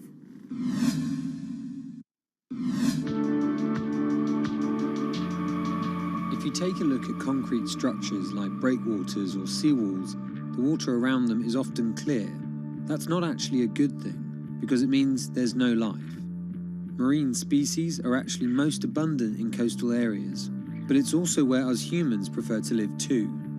So when we build here, we drive away marine life. The concrete in the marine world has a lot of additives, a lot of chemicals, and some of those materials are actually leaching out, and they're actually prohibiting marine life to thrive. If we keep developing without any regards to natural communities, there is a tilting point from which beyond we cannot really go back.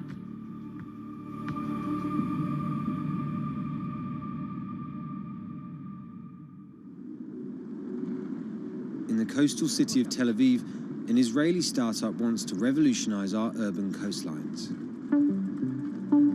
Their sea defenses are transforming lifeless man-made structures into teeming ecosystems. They do this by replacing standard concrete with their own special cement formulas. As opposed to regular cement-based concrete, e-concrete includes certain elements that enhance the growth of marine flora and fauna of plants and animals.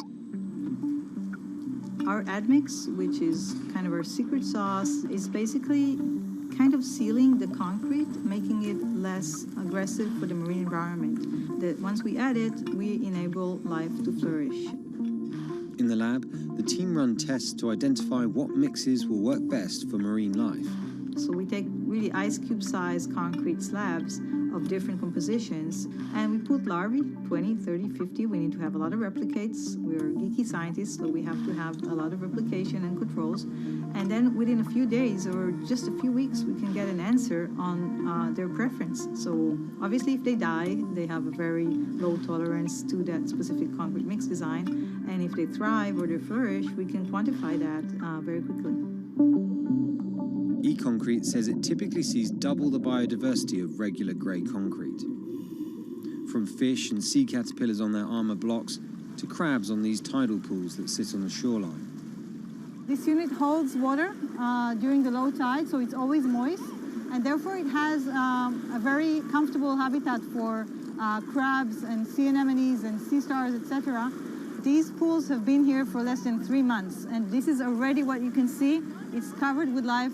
See the rock around it, which has been here for probably 10, 20, maybe even more years, only has a thin layer of green algae, and that's it. As well as the composition of the cement mix, e-concrete designs its products specifically to the marine environment it will be deployed, to create niches for endangered species, or to develop nurseries like these oyster beds. The final part of the equation is creating complex surface textures to mimic natural rock or coral, an environment that helps anchor young organisms. When concrete elements are being cast, the typical goal is to have a very slick surface, very, very smooth. The idea is to get the water to flow right across it. When we're designing e-concrete with a rough surface, we want to do the complete opposite. We want to slow the water when they are crossing the structure so that the larvae can actually adhere and attach to the surface.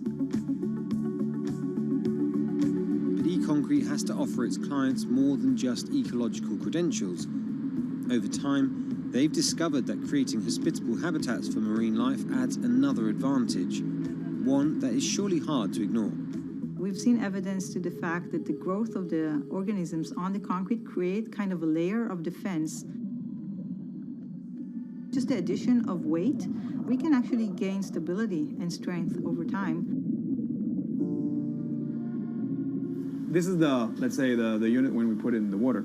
And this is after a year in the water. And what you can see here is all the oysters are completely covering it. We designed the units so they can withstand the forces and perform in terms of structural performance, but they can also be a backbone for ecological enhancement. The company tests its miniature designs in tanks full of real seawater, rocks, plants, and animal life from around the world. What we're looking for is the accumulation of calcium carbonate on the surface of the concrete of different mixes and different designs. This is the process that we call biogenic buildup. So with time, we get a buildup of calcium carbonate that is sourced from marine organisms on the surface of the concrete. And we actually encapsulate the concrete with a natural rock. So when the organism dies, in case of a coral, it will die, and then another coral will sit on it, and that's how a reef is growing. The hope that our man-made structures could become stronger over time also means better economics. The units require less maintenance and could therefore stay in the water for longer.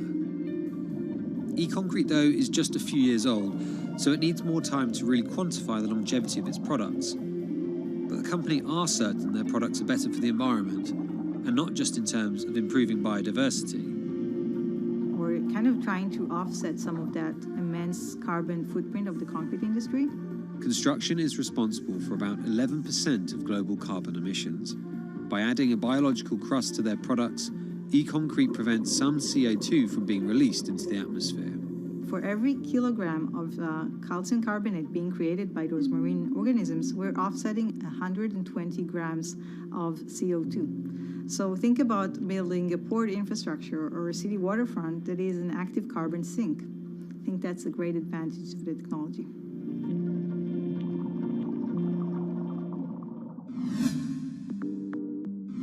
That does it for this week, but let's keep the conversation going on Twitter. Follow us at Climate.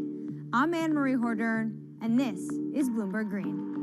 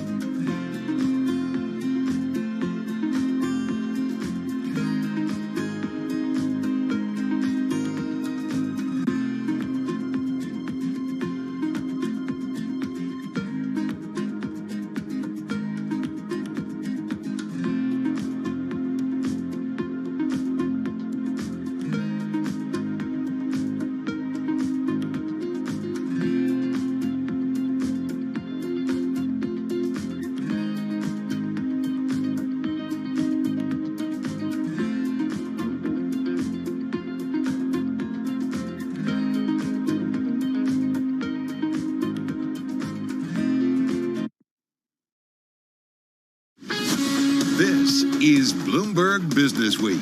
Insight from the reporters and editors who bring you America's most trusted business magazine, plus global business, finance, and tech news as it happens. Bloomberg Business Week with Carol Masser and Bloomberg Quick Takes Tim Stenovic on Bloomberg Radio. Good afternoon, everyone, to our radio and YouTube audience. It's Bloomberg Business Week on August 3rd, 2021. I'm Tim Stenovic. Carol Masser is off this week, so joining me this afternoon, once again, is Paul Sweeney. He's the host of Bloomberg Surveillance and Bloomberg Markets. Paul, good afternoon.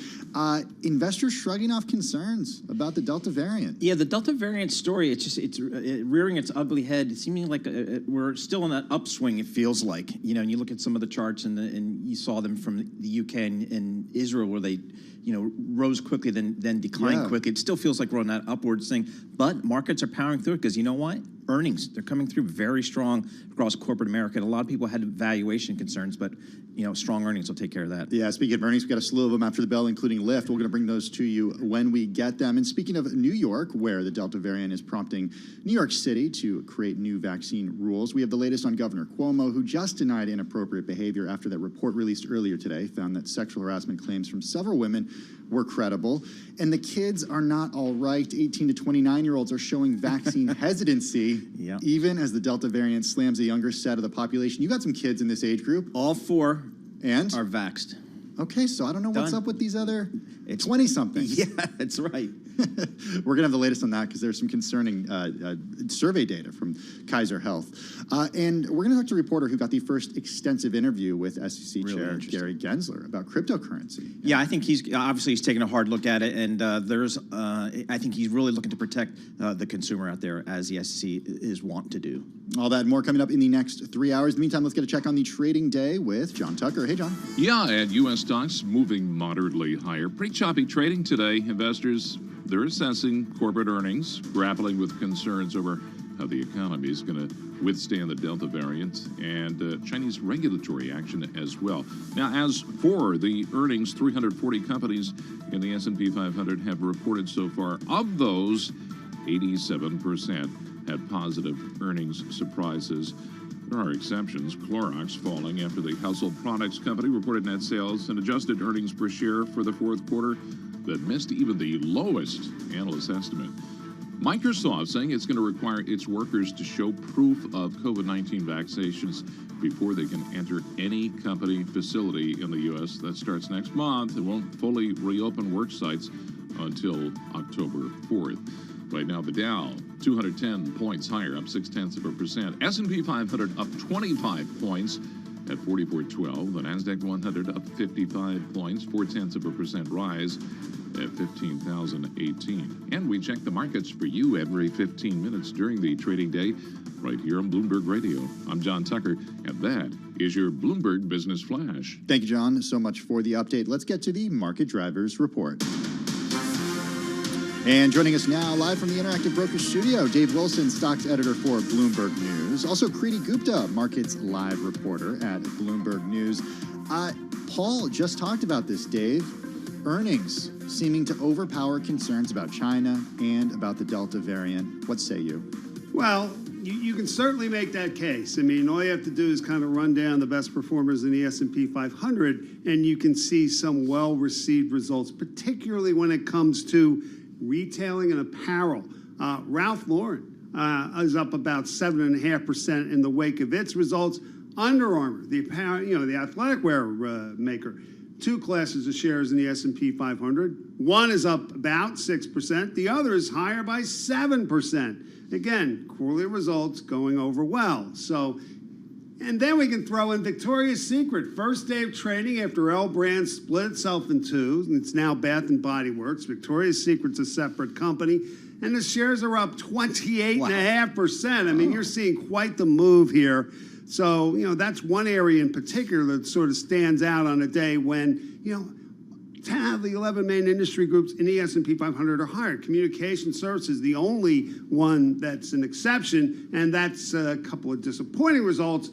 Discovery, notably the cable company, and then beyond that, Take-Two Interactive. So video games, not doing so well.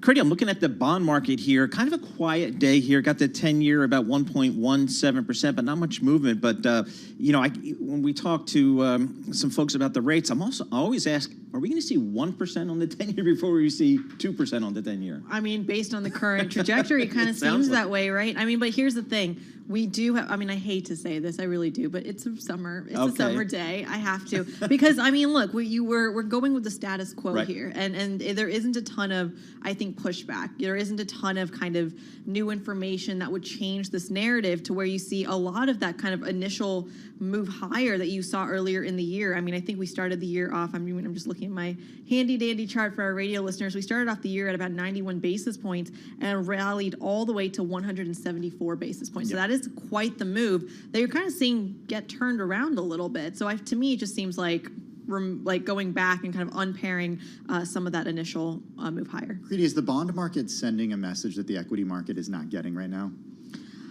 Yes and no, and here's why. So yes, in that there is a lot more worries that you're seeing in the commodity space and the bond space, this idea that growth concerns are really there, but then the stock market, you just heard Dave list out all those earnings beats. They are kind of, they're starting to look like kind of a past-looking mechanism, which is pretty interesting, whereas I feel like the bond market and the commodities market, I will say in particular, because those have really been trading hand in hand, they are talking about the Delta variant and potential closures and stuff like that. You haven't necessarily seen the same read-through into stocks focusing more on earnings and, of course, the China news.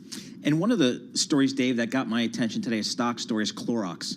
I mean, this is you don't even think about it. And when you think about this as a stock, maybe it moves 1% or 2% on a big day. It's plummeting today down over, I guess, 8%.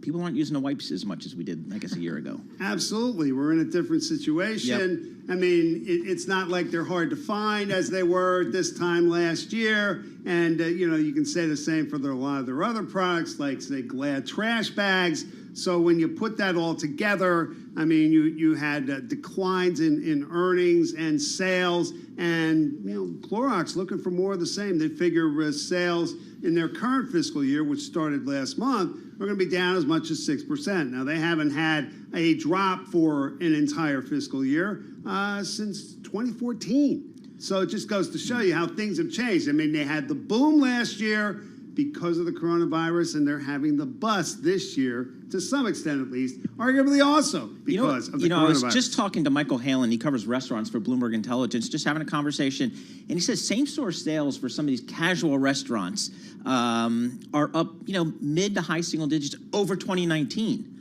So that's an important point. Because that's interesting. So I was just trying to get a sense, people are... there's a consumer behavior. You wonder if that's going to change post-pandemic. Will people eat out less, more? Well, right now they're eating out a little bit more. Well, you got to wonder what happens in New York City now that people going to restaurants have to show their vaccine records. Yeah, absolutely. Got to get the shot and download the app. Dave, you mentioned video games, so before we let you go, take us briefly into what's going on with Take-Two Interactive. Well, the story there is just, their sales forecast for their current fiscal quarter are coming up short of estimates. They're delaying some titles. And by the way, the issues aren't just Take-Two. I mean, you got Activision Blizzard, where the head of their Blizzard unit is stepping down. I mean, and Blizzard was sort of targeted in this lawsuit over claims of sexual harassment and discrimination. Right. So you got that piece of it. And then really, I mean, if you look at the S&P 500, Electronic Arts kind of fits in with those two. And by the way, it's down about 3.5% as well. All right, Dave Wilson, stocks editor at Bloomberg News in the Bloomberg Interactive Broker Studio. Also, Kriti Gupta, markets live reporter for Bloomberg News. Thank you to both of you for joining us. It's time for the Bloomberg Business Week Bite of the Day. It's one number that tells us a lot. Today's number, 150,000. In Honolulu, the police department spent about $150,000 in federal pandemic relief money to buy Spot, their robotic police dog. It was purchased from none other than Boston Dynamics. The handful of police officials experimenting with the four-legged machines say they're just another tool to keep emergency responders out of harm's way as they scout for dangers. Paul, have you seen videos of these Boston Dynamics robots? I have not. They are out of control. Are they? Especially the humanoid ones. It's like an episode of Black Mirror. Right. It's just terrifying. Or the Twilight Zone. It's all fun and games until the dogs become sentient beings, right? Exactly right. All right, well, much more on that in just a few from the Interactive Broker Studios in New York. In the meantime, let's get a check on the latest world and national news with Karen Chase in the newsroom in New York. Hey, Karen. Hey there. In a bombshell announcement, New York Attorney General Letitia James said her 5-month investigation concluded that New York Governor Andrew Cuomo did sexually harass multiple current and former state government employees. The independent investigation found that Governor Cuomo sexually harassed multiple women, many of whom were young women, by engaging in unwanted groping, kisses, hugging, and by making inappropriate comments. Cuomo remains defiant and denies any wrongdoing. I want you to know directly from me that I never touched anyone inappropriately or made inappropriate sexual advances. Cuomo added, "This is just not who I am or who I have ever been." You'll need more than just ID. New Yorkers will need proof of vaccination to get into a bar, a restaurant, or a gym. Mayor Bill de Blasio explained the reason for the new requirement. We'll be issuing a mayoral executive order and a health commissioner's order. Those are the legal tools necessary to implement this approach. And we know that this is what's going to turn the tide. And we also know that people are going to get a really clear message. If you want to participate in our society fully, you got to get vaccinated. Bruce Springsteen's daughter, Jessica, may have been born to run, but she failed to qualify for the Olympic individual jumping finals at the Tokyo Olympics. She'll ride again on Friday, though, as part of America's 4-rider entry in the jumping team event. The younger Springsteen is 29 years old. Global news 24 hours a day, on air and on Bloomberg Quick Take, powered by more than 27,000 journalists and analysts in more than 120 countries. Thanks so much for that update, Karen. Tim Stenevec with Paul Sweeney, live in the Interactive Brokers studio in New York. We heard Karen talk about it just now, Paul. New York City to require restaurant patrons to show proof of vaccination. What do you make of it? Yeah, I think we were talking about this yesterday, and it seems like it's almost inevitable for governments, public areas, private organizations to start thinking about this and implementing this vaccine mandate in a way to protect people, but also as an incentive to get vaccinated. Does it work as an incentive, though? That's what I wonder. I suspect it will on some people. You know, I think there's probably, as you talk to the experts, a core group of people that are just never going to get it. Right. But there are a lot of people that have in their minds very valid and reasonable concerns. And, you know, you can... And so, you know, I think health folks try to address those concerns. But part of it is just incentive to just be a part of society again, to the extent that going to restaurants is important, going to concerts is important to you. If those things are important to you, maybe, boy, if the airlines ever do it and things like that. So, you know, if that's important to you, and if that gets you over the goal line, then that potentially, you know, validates for a lot of people what, you know, some of these rules. One thing that has been particularly surprising throughout the pandemic, and more so in recent months as the vaccine in the United States has become available and free, is the pushback that people have to mandatory vaccinations. Because when I went to college, I had to show proof of vaccination. Sure. And Okay, traders, new order placed to buy euro at 118.630. Okay, I'm placing an order to buy euro at 118.630. Okay. Okay, so if you want to copy this trade, please do so. Please follow my trade. Stay with me, and we will go through this trade. We're not in yet. Order placed, but we didn't get filled yet. I'll speak to you later after we will get filled with this order. With the forms, so a good reminder for us to make that appointment with the doctor. This is Bloomberg Radio, and this is Bloomberg Business Week.